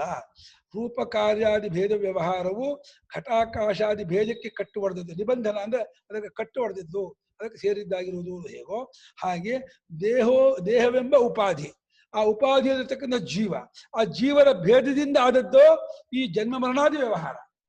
ಅವ್ರ ಸತ್ರು ಇವ್ರ ಸತ್ರು ತಂತೀವಲ್ಲ, ಆ ದೇಹೋಪಾಧಿಯಿಂದ ಸತ್ರು ತಂದೇಕೆ ಹೊರತು ಒಳಗಿರುವ ಚೈತನ್ಯಕ್ಕೆ ಸಾವಿಲ್ಲ, ಆ ಸಾಯೋದು ಇಲ್ಲ, ಅದಕ್ಕೆ ವಿಕಾರವೂ ಇಲ್ಲ, ವಿಶೇಷವೂ ಇಲ್ಲ. ಸಂಸಾರ ಬದುಕಿರುವಾಗ ಸಂಸಾರ ಇಲ್ಲ. ಈ ಶೋಕ ಮೋಹ ರಾಗದ್ವೇಷ ಅವುಗಳೂ ಇಲ್ಲ. ಜನ್ಮ ಮರಣಾದಿ ವ್ಯವಹಾರವು ಉಪಾಧಿಯಿಂದ ಆದದ್ದು ಅಂತ. ಆದ್ದರಿಂದ ತಸ್ಮಾತ್ ತತ್ಕೃತಮೇವ ಅಂದ್ರೆ ಉಪಾಧಿಕೃತಮೇವ. ಯಾವುದೋ ಕ್ಲೇಶ, ಕರ್ಮ, ಫಲ, ಮಲ. ಅಯ್ಯೋ ಬಹಳ ಕಷ್ಟ ಕಣ್ರಿ, ಏನ್ರಿ ಎಲ್ಲೂ ಹೋಗೋ ಹಾಗಿಲ್ಲ, ಯಾವಾಗ ಮಾಸ್ಕ್ ಹಾಕಿರ್ಬೇಕು, ಕ್ವಾರಂಟೈನಲ್ಲೇ ಇರಬೇಕು, ಬಹಳ ಡೇಂಜರು, ಈ ಕಷ್ಟ. ಅಥವಾ ಮನೆಯಲ್ಲಿ ಏನೋ ಬಡತನ ಕಷ್ಟವೋ, ಅಕ್ಕಪಕ್ಕ ಮನೆ ಕಷ್ಟನೋ, ಅದು ಉಪಾಧಿಯಿಂದ ಆದದ್ದು. ಹಾಗೆಯೇ ಕರ್ಮಗಳು ಅಷ್ಟೇ, ಅದನ್ನ ಮಾಡಬೇಕು, ಇದನ್ನ ಮಾಡಬೇಕು, ಕರ್ತವ್ಯ ಇತ್ಯಾದಿಗಳು ಉಪಾಧಿಯಿಂದಲೇ ಬರುವುದು. ಎಲ್ಲ ಡ್ಯೂಟಿಗಳು ಉಪಾಧಿಯಿಂದ ಬರುತ್ತೆ. ಫಲ ಅನ್ನೋದು ಸುಖ ದುಃಖ ಎಲ್ಲ ಫಲವು ದೇಹೋಪಾಧಿಯಿಂದಲೇ ಬರೋದು. ಒಂದು ಪುಣ್ಯ ಪಾಪದ ಮಲ, ರಾಗದ್ವೇಷಾದಿ ಮಲ ದೇಹೋಪಾಧಿಯಿಂದಲೇ ಬರುತ್ತೆ. ದೇಹ ಒಂದೇ ಅಲ್ಲ, ದೇಹ, ಇಂದ್ರಿಯ, ಮನಸ್ಸು, ಬುದ್ಧಿ, ಪ್ರಾಣ. ಈ ಉಪಾಧಿಯಿಂದ ಈ ಮಲವತ್ವ, ದೋಷವತ್ವ, ಕರ್ಮವತ್ವ, ಫಲವತ್ವ, ಜನ್ಮ ಮರಣಾದಿ ಮತ್ತು ಎಲ್ಲವೂ ಉಪಾಧಿಯಿಂದ ಆದದ್ದೇ ಹೊರತು ಜೀವನಿಗೆ ವಸ್ತುತಃ ಜೀವನಿಗೆ ಯಾವುದೂ ಇಲ್ಲ. ಆತ್ಮತಃ ಪರಮಾರ್ಥತಃ ಪರಮಾರ್ಥ ಇಲ್ಲ ಎಂಬುದನ್ನ ಇದನ್ನು ದೃಷ್ಟಾಂತದ ಮೂಲಕ ತಿಳಿಸ್ಕೊಡ್ತೀನಿ ಎಂಬುದಾಗಿ ಇಷ್ಟಪಡುತ್ತಾ ಅದಕ್ಕೆ ಶ್ಲೋಕವನ್ನು ನಡೆಸ್ತಾ ಇದ್ದಾರೆ. ನಾಳೆ ಹೇಳೋಣ ಮುಂದಿನ ಶ್ಲೋಕ.